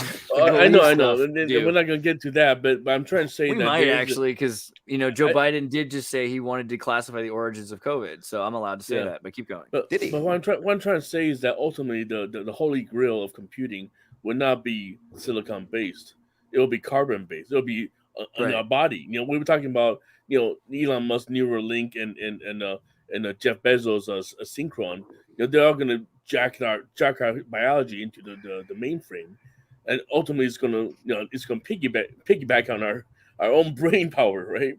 And so now you talk about a graphene tattoo, which is also I don't know. I'm trying to broaden this conspiracy. If you look at it, the gray aliens. We always talk about the gray aliens, right? The gray aliens. You look at what. Okay, yeah, but you look at what the actual politics always talk about is that these beings are not carbon-based beings; they're silicon. Their biology is of silicon-based biology. They're not carbon-based. So I think there's a huge conspiracy going on there where they want to transition us to, or they want to adapt our biology into their setting. And I'm not a scientist, so I'm not going to tell you how it's going to be done. But just with all these BCI, bring to computer interface development. And we talk about silicon trees. The idea that there was a pre-carbon life, perhaps here, that might have been silicon. And there's that great movie Evolution, where everyone's nitrogen based, and they have to use conditioner to kill them all. As I recall. I gotta see that movie. You haven't seen Evolution with David Duchovny? My God. No, I haven't seen it yet. I want to see it. Oh, that is your jam. What movie is it? Evolution from 2001 with David Duchovny. I think it's actually like a some huge Men in Black ad, vibes to isn't it? Just advertisement, no? Yeah, it's an ad for like Head and Shoulders, essentially, because they find out that the selenium is the main ingredient in Head and Shoulders. So they fill a fire truck with selenium Head and Shoulders conditioner, and they use the conditioner because if they used arsenic, it would just feed the nitrogen-based life form, as I recall. I remember getting like almost credit from my science teacher once in junior high for knowing how the plot of this movie worked. But great movie. Since you were bringing up earlier about the war with China, right? Blinken, what's his name? The Secretary of State. He just came back from China like 2 days ago. Right. And you can tell that he was having arguments with everybody over there. A couple things on this actually to the point. So Pentagon announces accounting error providing $6.2 billion extra for Ukraine. Lucky you. And I thought that was interesting. Plus, on top of the $6 billion accounting error, 6.2. Just the exposure of BlackRock that was going on simultaneously to that, right? Like you saw the did you guys see the James O'Keefe video with the BlackRock employee with the Socksmith socks, which I thought was interesting. So he's got these socks, in the video right here, which are actually pretty. Where's the company? Is he drinking wine out of the bottle? Red wine out of the bottle? Yeah, because he's kind of Euro trash. I liked it, but I knew those socks because they're from Santa Cruz. They're from Socksmiths. They make those socks, which is a Santa Cruz, Socksmith's a Santa Cruz company that makes socks. So I thought that was really interesting that was what the BlackRock employee was wearing of all things, essentially Sergey Varley, right? And he's just talking about how they're working in the background because like the less people know what they're doing, the easier it is to do the things that they have to do, right? What was his quote? It's not the president, it's who's controlling the wallet of the president. You got 10K, you can buy a senator. War is real effing good for business. Right. This is what I was talking about at the beginning of the show. Everyone still has all their guns, and there is no equal justice, and there's no plan to institute it. So he's basically paraphrasing the Rothschild quote, right? It's like, I care not who makes a country's laws if I have control over its currency. I butchered it, but that's basically the quote. Right.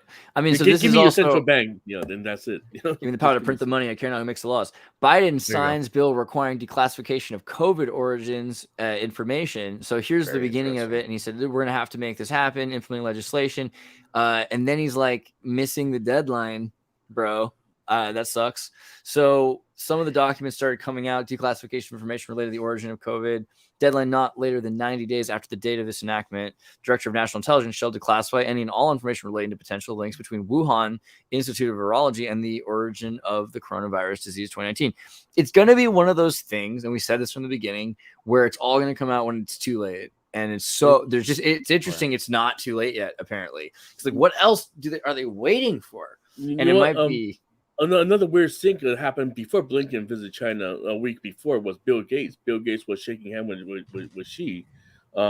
If you pay attention to that news, so he had a meeting with Xi, and it was this is an old photo, but the one that he just met with him, Xi said to Bill Gates that you're like an old friend. You're the first American friend ever talked to me ever since the end of the lockdown.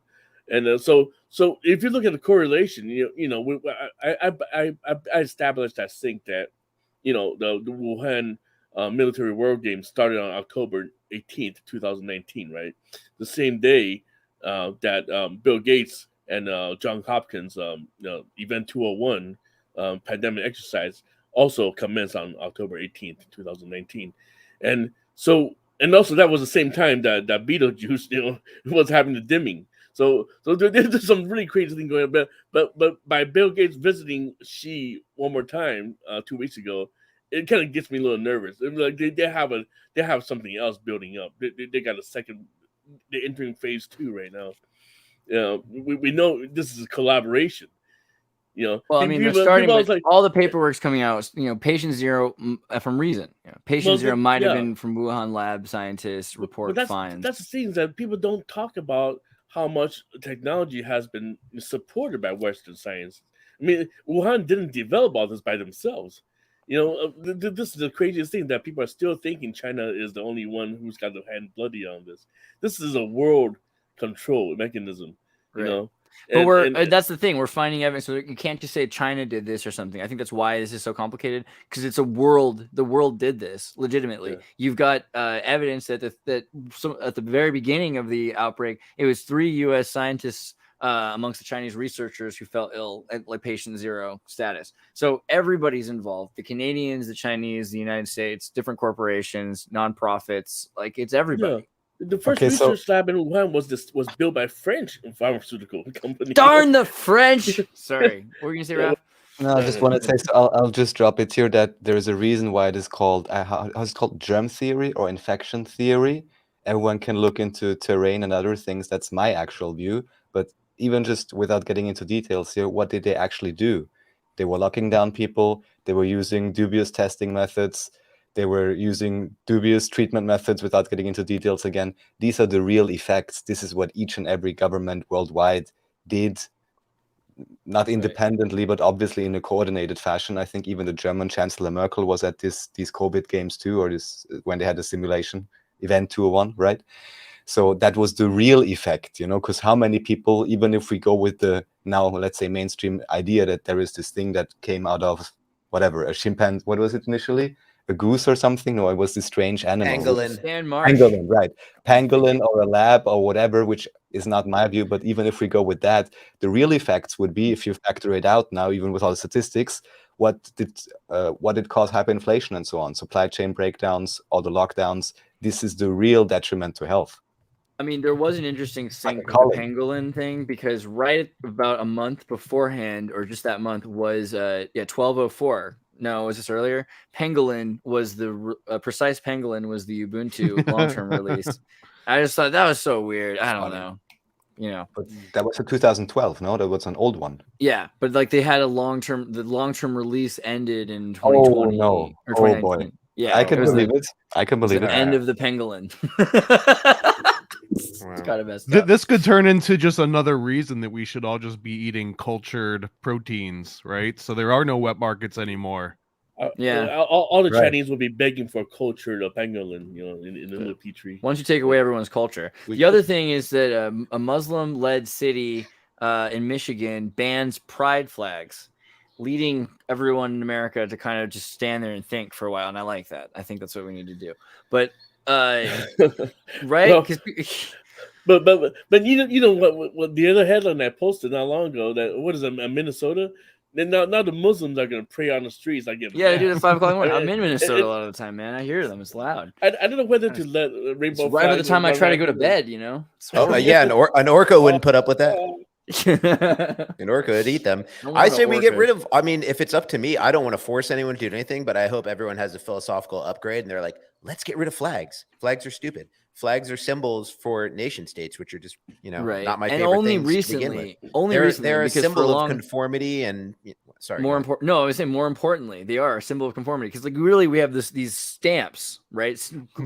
These flags are for like going to the jousting match or something like that, like Six Flags. Right. Like they started introducing the American flag, didn't even have an official way of design until like 1919 or 20 or something. It was for a long time until people just said, "Oh, we'll start hanging flags to decorate our buildings more." But that's why a lot of those states have those ugly flags with the circle in the center with a beautiful crest. It's a circle because that's their state crest, and they've just put it onto the flag without that's all it is. We need those crests more, I've always felt like the flags don't represent me. It's more like a sign of conquered territory. Like we rule this area, our armed thugs are here, and if you don't obey us, they'll get you. Right? Flags what? meant to be. I'm trying to investigate the flag conspiracy. Why they mostly have pentagrams on there, right?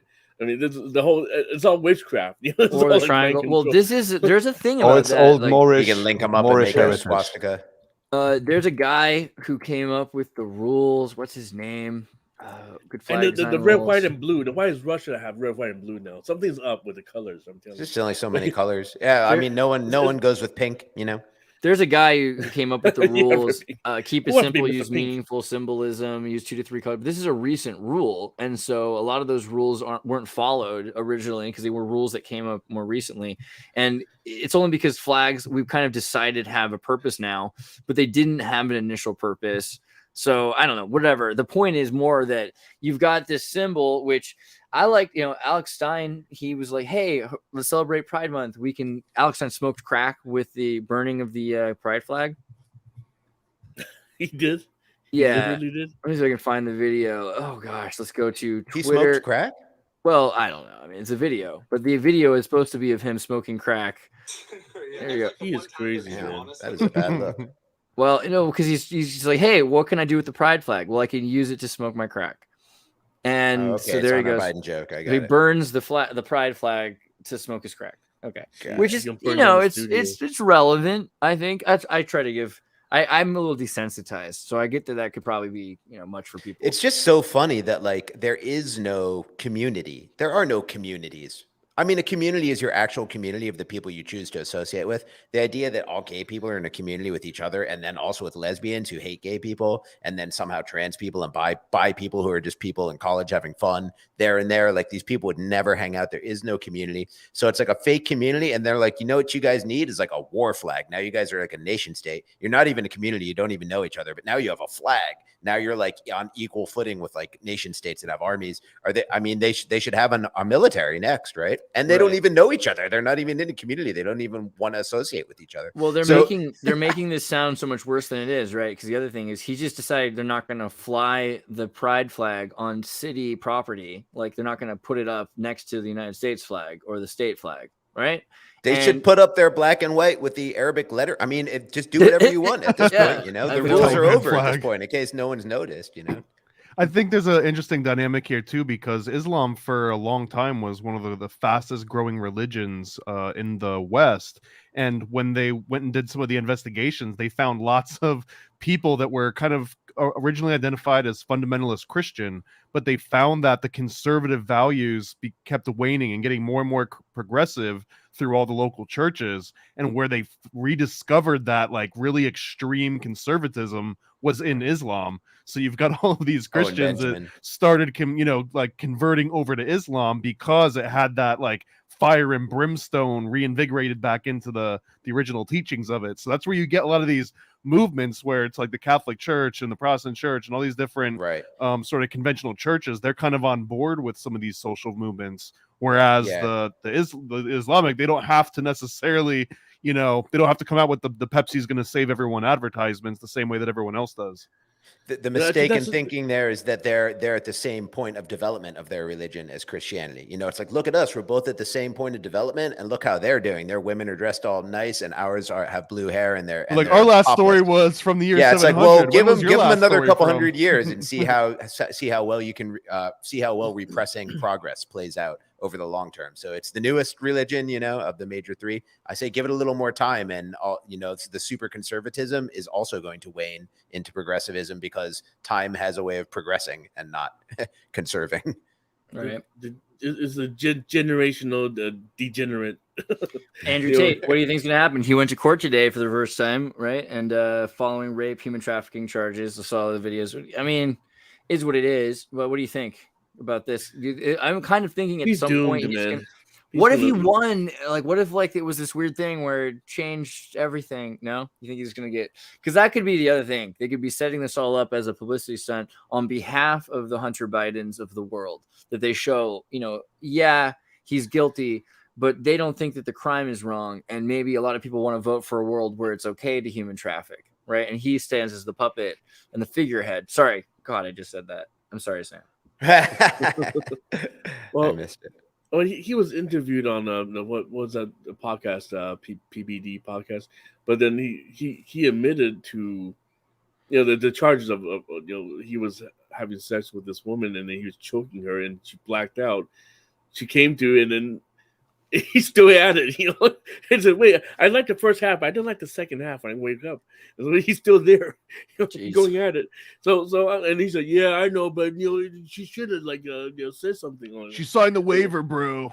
He signed the waiver, bro.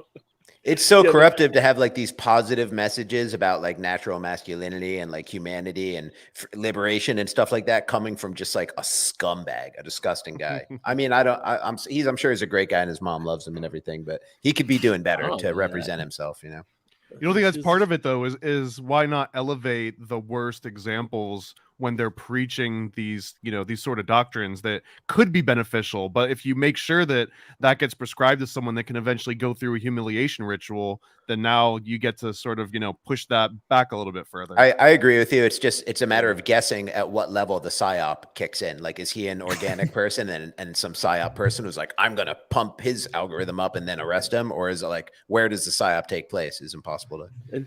And Andrew Tate, he came out for the interview, that first interview, he had a black eye. So I mean, it's in the middle of healing. I can tell it's a rim. You can tell that somebody punched his eye. I'm like, oh, he's one of the black eye clubs. Like you said, the humiliation ritual. He's just coming out of it. He just got socked in the eye. But I don't know. I think he's gonna be under full very soon. You also brought up an interesting point when you talk about the algorithm pushes the worst possible things up to elevate them, or the things that are pretty terrible because they're the party line, And you look at the YouTube algorithm rules and how things have changed, and they're saying, okay, now you can talk about these things because these things are no longer relevant to the people that are paying us tons of money to protect that information from getting out to the public, right? So you've got a whole system that started out originally. You have people saying, well, we think it's important that people know this news. So we're going to be flawed as chat rating. We got flawed chat rating. I just saw. Oh, yeah? So hello to. We do love you, Flawed. Flawed. You know what? You're the best. Sorry to interrupt. I got excited. I was gonna say we do have people that said, okay, we know what kind of news we want people to know, so we'll put that news at the top.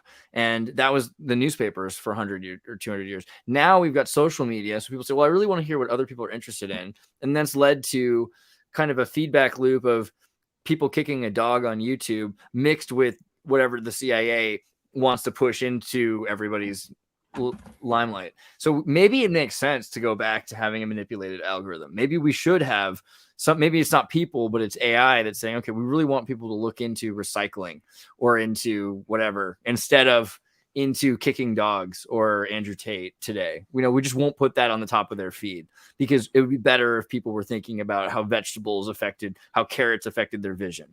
Maybe that'll start to happen with AI. Maybe. I mean, specialization seems to be a good thing for the development of the species. So if you could choose your own algorithm, we'd have more specialized people. Like, I don't want to see any street fights, yet there's always street fights in my algorithm. I can't block them out of existence.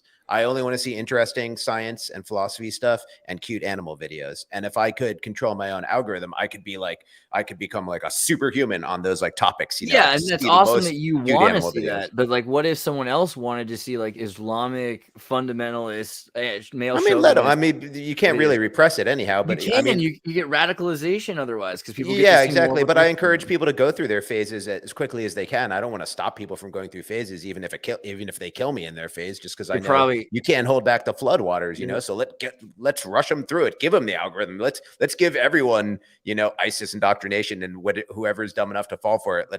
Then we'll hit them with the next stage of the algorithm where they come out of that and become a born again Christian, and then after they should replace public school with that. Is actually they try to indoctrinate you to become an anti-state agent, and if you go through with it, they just kick you out, or you know, they turn you into Beyond Meat.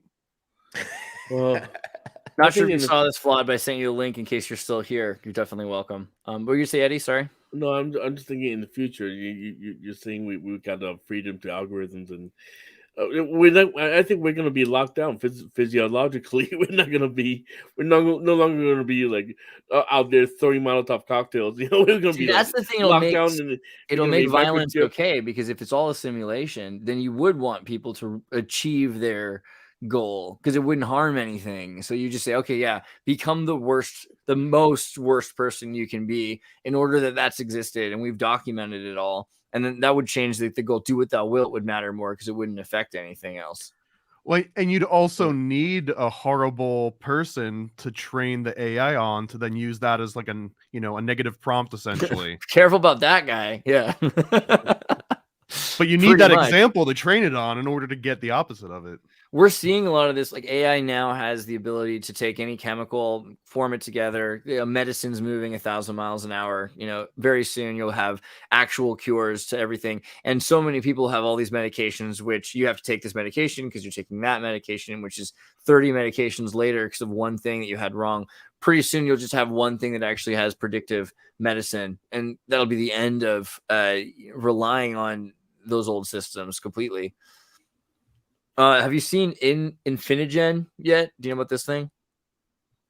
Infinigen's brutal. So basically, it's infinite procedural video, 3D video generation. So you can create a world, and then it just forever. It doesn't stop, right?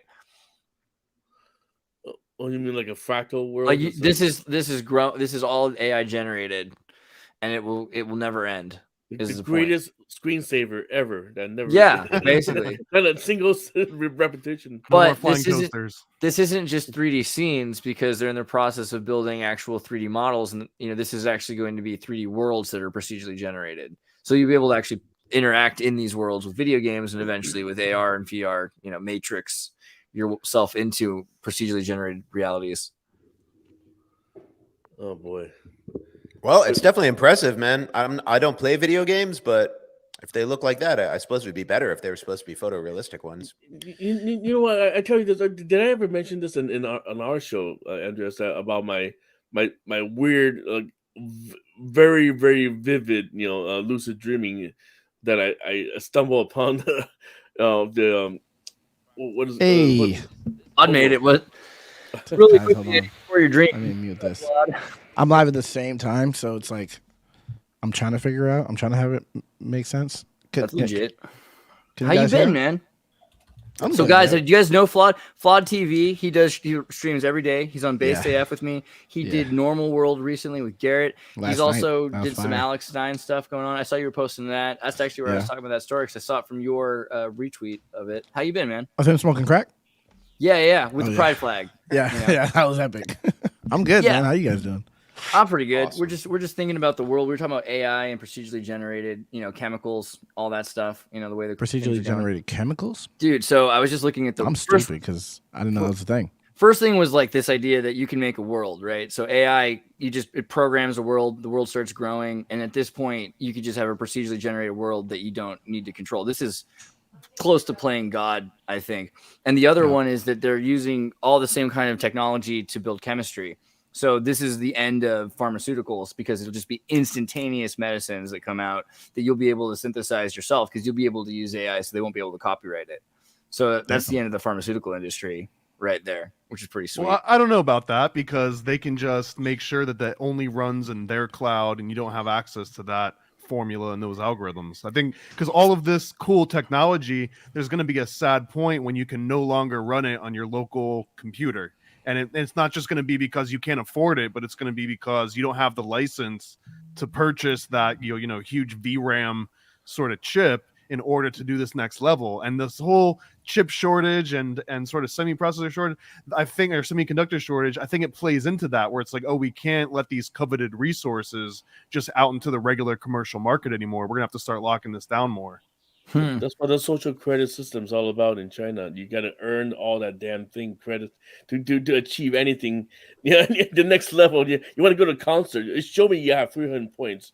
And make sure. I feel like I would have felt that way 20 years ago, but just because we're able to play with it now, it starts to feel like it. Just what we have access to right now is powerful enough to mess with things. It's a monkey wrench in their system. Maybe, but if you try to do like a large language model on your own, you get up to around like the 13 billion parameter, and then you start capping out. But the ones that they're actually trained, like these Open GPT and stuff, they're talking about like 400 billion parameter, to the point where none of us, even if we all pooled our resources together, aren't building a machine that can handle that sort of a model. And we're still in the early stages of it. So when you're saying in the next 10 years, we're going to advance more than the last 50, that means in the next 3 or 4 years, I mean, we probably are going to be at a point when we're only accessing AI in these cloud systems because we won't have, it'll be like the old school mainframes, right? Like you're actually going to need a building full of technology in order to run some of these queries.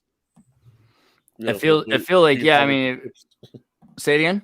No, the where you mind the cryptocurrencies. Yeah, I mean, so that's the other thing is, so as crypto starts to become AI run and quantum computers start to emerge, like you said, I mean, if silicon is shifting right now, we're losing the Chinese market for silicon. All computers going to change in the next year or two. Then everything that we're expecting is going to be disconnected. We won't have any say on what is running. So that'll be, I mean, that might be what's coming. They keep saying they want to end AI. They want to have an oversight agency to control AI. They're worried they're going to lose all jobs. So what are they going to do? Are we going to force everyone to work and turn off AI? Are they going to just run AI completely and keep us stuck in this perpetual slavery? But the slavery should get much more comfortable and interesting. That's the one. Think. What do you think, Vlad? What do you say? That's exactly what you said was going to happen. I've been seeing this happen like this whole time. I didn't know AI was going to come into be a part of it, but now I think AI was like unleashed just so they can use it as a tool to just lock us down and be like, oh, we need to save you guys from this. Like it's out of control now. Yeah. They're going to create such a huge resource crisis that they say, hey, we're not just a 15-minute city we're going to build around you, but we're going to make sure that you're not just your best behavior, but also we're going to monitor every single consumption pattern you got. And then, because you're going to have to eat a beef out of a petri dish because, nobody's going to harvest cattle for you anymore. That's a kind of interesting idea, though. So the idea that they create AI to kill humanity, or the idea that they create AI to save humanity from AI, right? I like that. They maybe were like, this is something we think we can control because it's built on our machines. We just turn off our machines and it's gone, right? We're the only ones who can turn it off, so we're in charge. I mean, that kind of is interesting. Well, there's going to be a Kurt Vonnegut, what was it called? Harrison Bergman short story where they basically said in order for everyone to be equal, anyone that's able-bodied would have to somehow give themselves a disability. And I think it culminated in like a ballet dancer that would have to wear weights on their body in order to make him equal with, the other dancers. But I think that's kind of the anti-AI sentiment right now, is that we have to slow it down. We have to, put like limitations on it so that humanity can stay competitive with the machines. that's a massive problem with the terms conservative and progressive. Like, we want to conserve values and like our connection to nature and stuff like that. We don't want to conserve outdated technology and force people to, you know, be out there digging ditches with shovels when we have steam shovels, and then let's just hit the ground with a laser and make the whole you know what I mean? Like, yeah, and billionaires are dying right now because they used a PlayStation controller from 10 years ago. Right. And the very fear that you're going to cost jobs, basically, and like every man needs a job. Like, for every man, we need a job. And now for women too, is like totally arbitrary thinking. You know what I mean? And people are worried that there's the kind of slavery of your commute and your daily job and your 9 to 5. And then there's the kind of slavery of like the UBI, you know what I mean? But I think progress is what you want to make, you know, and eventually, you know, slavery is just kind of like a consequence of power dynamics in a species that can organize on a mass level. So like monkeys will enslave other monkeys and other species and stuff, but they can't organize to do that on like have a monkey nation where they're enslaving half the world or something like that. That's the situation humans are at. But I think we want to keep pushing through. Like, I think eventually the slavery is going to get extremely uncomfortable before it gets barely noticeable and things get really pleasant, for better or worse. But that's then everyone will be dead. I don't think so. Point. Do you ever think that we're like gonna there's make a it lot, through that? Do you think there's a lot less I think death people- is alleged. Here, Flood, let's do an experiment. Imagine what life is like without you there to observe it. Can you imagine it? Obviously not. Well, there you go. So if you can imagine a unicorn, you can make that. If you can imagine space travel, we can do it. We'll figure it out. But if you can't imagine life without you, then maybe you can't make it happen. Maybe it's not possible. That confused me. You confused me so much. I'm not gonna lie. That's my job here, bro. That's my job on this show. Andreas, I want just to, if before Flaw came in, I was about to just tell quickly. I think I told you about the dream I had, but it's such a crazy lucid dream that I knew I was there. It was a near-death experience where I actually stumbled into the purgatory, Dante's purgatory level, where they're walking over a sea of dead bodies. You know, it's just crazy visual. I can't even begin to describe. Just a dark, tall, like walking through 2 tall walls, and only with a glimmer of light on right above me. Below me is a bunch of squirming limbs and arms trying to grab onto my legs. Damn. But the thing is that, besides seeing all that, I have all my 5 senses. I can smell the place. I can feel the slimy texture of these rotten bodies. Eddie works in Hollywood for reference. Why? Oh yeah. so in reference, I refer to What Dreams May Come. You know that with Robin Williams. It's the same exact scenery when he walked through purgatory, and this happened to me, and I was like so convinced I was there because all my 5 senses were attached. You know what I'm saying? I was sweating. I can feel my shirt was wet, and I can hear them. Yeah, so it was scary as hell. I couldn't get out of it. So until my mom's arm reached in and grabbed me, and then when she dragged me out of my phone rang. It was my mom, and then I woke up to my mom's phone call. So I wouldn't go back to sleep, bro. Yeah. So I'm just trying to say that there is this parallel where AI is going to become this replacement of the human physical existence. Sooner or later, people are still fantasizing, saying AI is going to make our lives easier, makes our lives more affordable, more eco-friendly. But I think really it's going to phase out our existence as a flesh and bone existence. And they're trying. You know, we're going to the Matrix. You know, the theme of the Matrix, where they're trying to bring transfer our consciousness onto the mainframe. It's so green though. Think about all the pollution that we'd eliminate if you just put your consciousness in the machine, right? That's only one. Do you hate the environment, Eddie? Everything's green in the green screen. That's only one futurist vision. There's other futurist visions of setting the spirit free from the body to just exist in the ethereal state and stuff like that. Like, there's just the same way that when people talk about AI, they go straight to the Terminator, and I go to R2D2. I'm like, don't you want R2D2 though? Like, he's nice, So it's like there's other futurist visions of what happens after you're no longer chained to your flesh and bone body, which for me, I think it's all positive, man. I think it's going to happen no matter what. Yeah. I just want to read. Nobody wants to die, right? Nobody wants to go into the eternal, the seas. What do you call it? Just completely just wiped out. You're erased from the hard drive. It's like 11% of Japan wants to. I don't know. There's a lot of people that seem to want to die. I think the ultimate prison that you put yourself in will be try to preserve your consciousness when you die. You know what I mean? That's like the one thing you really shouldn't do, because you might put yourself into an infinity prison. That. Yeah, you have no idea. But out of Yep. out of all the experiences you could have, the one you'd want least is an infinity in a prison you can't It's escape. a great point. You guys seen the Black Mirror, not the current episode. Yeah, I remember. But you know girl. the one with John Hamm. He was Oh the- yes, oh, yes, yeah. that was crazy. mind I bender. felt so claustrophobic watching that. Just to Yeah. create an AI that does a task like making your coffee in the morning, you create just so much suffering. And really, creating suffering is the whole. That's the one that I want to avoid. So the idea that we're going to create AI, not give them any rights, and then put them into an infinity of doing menial tasks is pretty much the situation we surmise we might be in, and we're not happy about it. You So saw why- Grimes TikTok video saying that if you think about AI is the path to communism, right? That's essentially the quickest way, the fastest path to communism. I think it kind of because everything's gonna be catered for you. Everything, you no longer have the control over your creativity anymore, and everything's all gonna be everything's all through the generators. What's up with Pizzagate in space? So I saw that. It was kind of a joke post, but you look at the come video. on. Who's laughing? You can watch the They video. are. Watch the video in Twitter. I'll do it, but I'm not gonna like it. Oh, that's Here it trash goes. looking pizza. I'm from New York. So this hurts extra disgusting. bad. What's even happening, man? I'm sorry. I mean, space Oh, is no. fake. Oh, I'm no. sorry. Space is fake. This is there no safety concern of the jam or the tomato sauce? Yeah, that right. flies and what the heck, man? It's got pepperoni. It's got the jalapenos and what the heck? Dude, I would be like, just give me paste in a tube. I'm not playing around with this fake pizza. Oh my gosh. I don't know. They're just touching each other's pizzas and shit. Oh, and cutting it with scissors is nasty. There's no Hey, COVID I'm in pro space. scissor, but I think you should- Ew, man. Baloney? What is that? Oh man. Oh my It's got goodness. full olives on it with the pit. Sorry.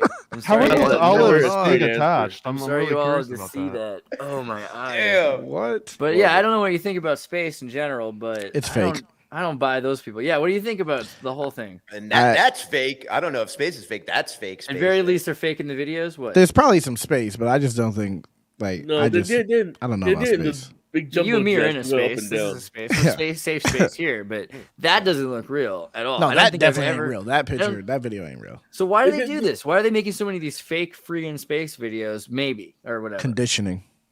But I think it's straight up bureaucratic. Like they have a budget, they have to spend it every year to get more the next year, and this is the kind of crap they task their people to do. I can see People that. that have terrible majors in college and probably can't do anything else besides this. I see that too. Yeah. Hey, that's not polite. But also, what about conditioning? What are they conditioning us for? To accept that fake things are real? That space Yeah, looks like just that? just for all the that- performance, you know. It's like Just to believe North in Korea, fake like news. Kim Jong Un invented the iPhone, same type of thing. How do they call it? Suspension of belief. The more Look, extreme we you could make, do the I more thought it's he true. did, can't. which is why it was black like that originally because of his Yeah, hair. He wanted yeah. I to just match. wanted to look like just to put it on top of his head and be able Yeah. to sit there. I don't know. I mean, so fake news is so ambivalent. Yeah. How are we supposed to just? What are we supposed to do? How are you supposed to look at anything and not just immediately think it's probably faked? I mean, That's we're doing what this I all am. the time. It's the point I'm at. Yeah. Well, Whatever I I see. mean, I always like to bring this up, but Rene Descartes was the one that was like, I don't even trust my own eyes. Like, Yeah, it there you could go. just be vibrations tickling my optic nerve, so I can't even trust that what I'm seeing is actually there. And I think if we all took that sort of a perspective, Oh my God, yeah. It's an invitation to look inward when you can't assess if anything you're looking at is reliable or even useful. It's a great invitation to look inward, which is an infinite well of meaning, and all the hermetic principles and teachings are in there in yourself. So I hope people do get a general feeling, that reality itself is uncertain and or not solid, and look in more and think about the implications of that and think about how they think about these things. Thinking about your thinking is, I wish people would do that more in general. So I hope people do lose, faith in what they're seing is true or not. I mean, I I do guess. have some things I I, don't know think if I people think that. should know about, but I don't think anyone's gonna dig deeper into the Guyana oil deal in Exxon, because Guyana's the next up and coming country, and find out about the Guyana politician and human trafficking arrest going on with their government. because that's pretty brutal. But also the rockets, right? Because they're building a new rocket factory in Augsburg in French Guiana, because it's a French state that's a huge part of South America. I don't know. What about stuff from Synchronous? Eddie, do you have anything that you want to make sure we covered? Yeah, there were. Sorry, I haven't scrolled. Or anybody else? If you I have one. What about Meta Twitter? What about Meta Twitter? Facebook is making their own Threads? Twitter, and you can import your followers. Really? From Twitter? Yeah, no, from Instagram and Facebook. Where's the? I'll probably be using that then. Yeah, I was gonna say a lot. They'll probably put Twitter out of business. It's pretty clever. Yeah, I'll be using that for sure. Yep.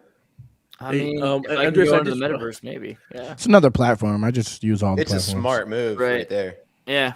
Andreas, I just dropped this video. I don't know if you guys seen it, but it's in the last week there's been like tons of military exercises all across the country. Right. Yeah, like tons of Biden was military in the Bay equipment. Area. There's all kinds of military It everywhere. was down in L.A. It was down in San Diego. So this guy, I don't know which station this is. He's the weatherman. So he was reporting, and he just said all these cloud formations. He said, those are not clouds. Those are the military exercises. They're spraying Chaff. What? The chaff. Yeah, So they're spraying chaff. yeah. So he just like discounted everything you see on the radar. So that's not rain. That's not rain. I'm like, oh my god, he doesn't even care. He just said, oh, the whole country's under military exercise. So And I'm the like, chaff what are just is like going on? little metal bits that usually just kind of deflect from radar, right? It's like a radar jamming technique. It deflects radar, but also I think it was also used to deflect the missiles, right? The heat-seeking missiles. Mhm. But You yeah. say so Putin's about to launch some missiles or something like that soon? Hope not. So I heard, like I don't know because July 8th or something. well, one of the videos that was really crazy. I don't know if I can find it now, but in the U.S. they were shipping all these S-300 anti-missile. S-300 is a Russian. What are these Russian anti-missile units doing on our soil? Yeah, And it's Putin like said he's train- like he moved nukes already to Belarus, and he's about to right before some kind of summit. He's about to shoot a missile. He said he's about to launch Oh, a like nuke. test a missile. Yeah. Not, I think he says he's gonna launch it on someone. Oh, really? But Yeah. Damn. well, we got to pay attention to It's July aggressive. 11th. That's when NATO is going to decide whether they're going. Yeah, to they said it was deploy. going before that. That's when he wanted to do it. Before Wow. when they're Yeah. about to do that. So if that goes, then everything goes. So, so I was talking about Blinken, right? So Blinken came back from China, right? So he was like so scared of. He was like bowing to President Xi, and then when he came back to say, he said, "Yes, we are absolutely we're not going to support Taiwan independence." That's the first time I ever heard like assertive. Yeah, I heard thing. that too. Yeah, so I was like, "Wow, what did they say to you? That you tuck your thumb between your legs?" But That's a funny That's a funny way to set someone up for a handshake, where you're just like casually, you're out to the side, and they have to reach across their body. yeah, and yeah. Yeah, you look what's that, totally like- not interested in them, and they're like turning Power towards you. move. The Yeah. chat energy where your Boss body moves. stance is straight and they have to bend right. it was so awkward, man, watching him. He's Damn. like, somebody was about to threaten his life or something. Crazy. Val, let me pull up some of your links so people can check out where they can get more of your content. Thank you for being here, all of you, including you, Flawed. I'm glad you made I it. appreciate it, man. I'm gonna Nice get out of to here meet though you, because I want to go play Rocket League. All right, I'm just going I to show found them the where they pop-ins can also. find that Flawed stuff from you. Normal World episode so 1. hard. That's like the most important thing. Normal. But Flawed TV everywhere else too. Dude, Flawed TV, guys. Go to Flawed TV, follow them on Yeah. Twitter, follow them on YouTube, and then watch Yeah. the new Normal World thing. God, that's so good right there. I'm sorry. Yeah, and check out Mo's stuff because Mo's great too. She's got some interesting information on, follow her Twitter. No, she just hates on me. She has no interesting information. But She all hates right, on a lot of people that deserve hate. You know what that's I mean? true. Yeah. That's true. All right. All right, Take care, bro. appreciate you guys. Peace. Anyways. Have a good night, guys.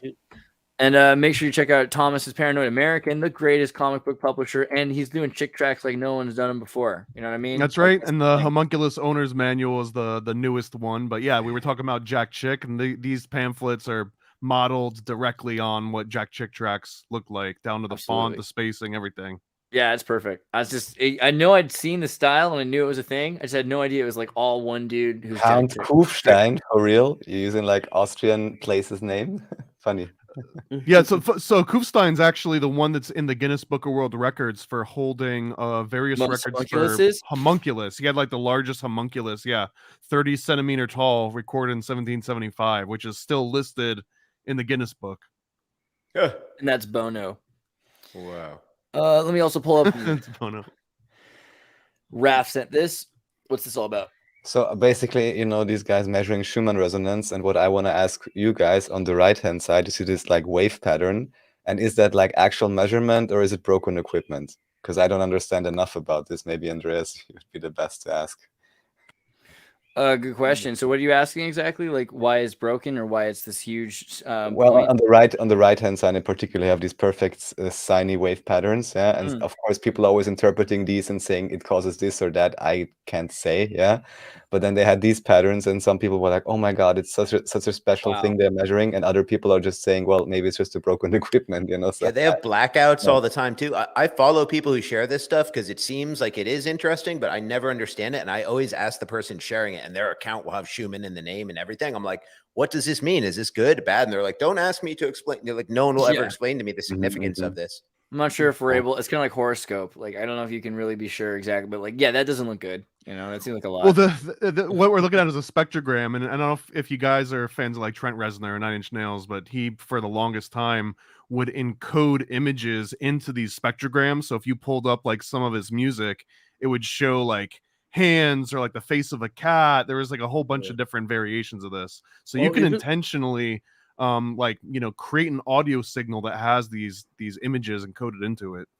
Go to Pretty Hate Machine. The album cover looks like Tate's front door, which is funny too.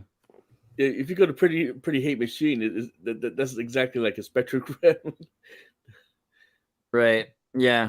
Well, kind of like a infrared. I don't know. So one of his examples is My Violent Heart. If you look for My Violent Heart, there's like this little claw that's My Violent Heart spectrogram. Yeah, right there on the one with the blue. So that's the actual audio spectrogram that we were just looking at, but this one was digitally, you know, changed to have this kind of like look into it. How do you? I mean, there's some that are really high audio resolution. spectrogram when you're listening to music. GarageBand or Logic, you know, you can get the wave. Logic. Yeah, it shows you the wave. Anything that lets you look at the. Oh, that's just the waveform. You can make a waveform look like that without sounding crazy. Right, and this is how there's something called riff fusion, which is like the audio version of Stable Diffusion. And what they do is they train on these spectrogram images, and just like Stable Diffusion can look at a bunch. I get of it now. pictures. Most of that's outside of the audible range, right? Generated spectrogram from Bossa Nova. Oh, this is my jam right here. There's got to be a lot of that visual information that's outside of the outside of the audible range. Or else that would sound like chaos. I mean, I think it's just it figures out. Yeah, you have to be able. I'm to interested. See. Let's do this next ultra. Let's learn more about that because I'm interested in that. Make sure you guys listen to Pure Bloods. Go to VBDC Linktree. Yes, please give me a follow on Spotify if you don't mind. The link is in my link tree. Also in my link tree, there's a link to my YouTube. If you could subscribe to me there. I got a new album coming this summer, single coming next month, and a lot of music videos. I think I'm going to do 6 music videos. So please make sure you're subscribed on YouTube and following on Spotify. And if you want to get a Music is Essential mug or any of my other cool merch, that's on my website. So everything's in my link tree. And thank you very much. There you are. Go there. And then also Synchronous. Make sure you guys check out Eddie's work. Make sure you like, subscribe, Twitter, tweet, and go to the Facebook group as well. Join the Facebook group so you can pick up on more of that. Because there's a lot of cool stuff. He just the Prince William thing, which is like hilarious. Look at that. Come on. Well, he's the Antichrist. We know that. Okay, no dispute. I mean, come on. Don't give him too much credit. He's the wannabe. He's like, I wish I was the. You know those guys who think they're Jesus? He thinks he's the Antichrist. That's all it is. You know, the people that think they're things. Just because Bat Monkey Customs was on the show earlier, let me just pull up. If you want to check out Andrew's work, Andrew Vega, he's been doing a lot of cool art and working on metal work and all kinds of cool stuff, and hopefully we'll have him back for APM. We'll try to do APM as well. So yeah, did I miss anybody? You got us. All right. Oh, Raph is like, what about me? Does he even love me? No, it's all here. It's all good. Ichlieb and Raph. Okay, hold on, let me just pull up the screen again. I can do this. Make sure you guys go to Act Like You Know 26 on YouTube, because you can follow Raph's videos, which are really amazing videos, like, to be fully objective and honest. I mean, not just because he's translated some of my videos, which were good, but he's got other videos too. But if you love the German translations, he's got some really great in German, proper, you can understand it without subtitles. And So even, you know, small success, as I showed you recently, a well-known personality or individual, let's say, rather, actually shared the video, and we got, like, you know, few hundred more people that actually watched the whole thing. So it's pretty cool. Yeah, Because David doing junior interviews. So it's good pretty stuff. sweet. Yeah, so make sure you guys check out also, if you speak English, you know, the David Ewing Jr. talks are amazing, because I've got a few of them, but there's even more here. And some of them, I think he goes deeper into some things that you really, you know, it answers some questions, particularly talk Muhammad in the Bible, you know. And just the last thing I'd like to say, because it also came up during the show today, just in terms of conspiracy icebergs, I would like everyone to consider, especially because we know that the Muslim religion is the most recent religion, if that maybe potentially also is some kind of inversion and it's actually a different story. I don't know, but it should be investigated. The Book of Mormon. Exactly. All right. Well, love you all. Love you We'll see guys. next time. Take care of yourselves. Love you guys. Bye, chat. Love you, chat. Peace.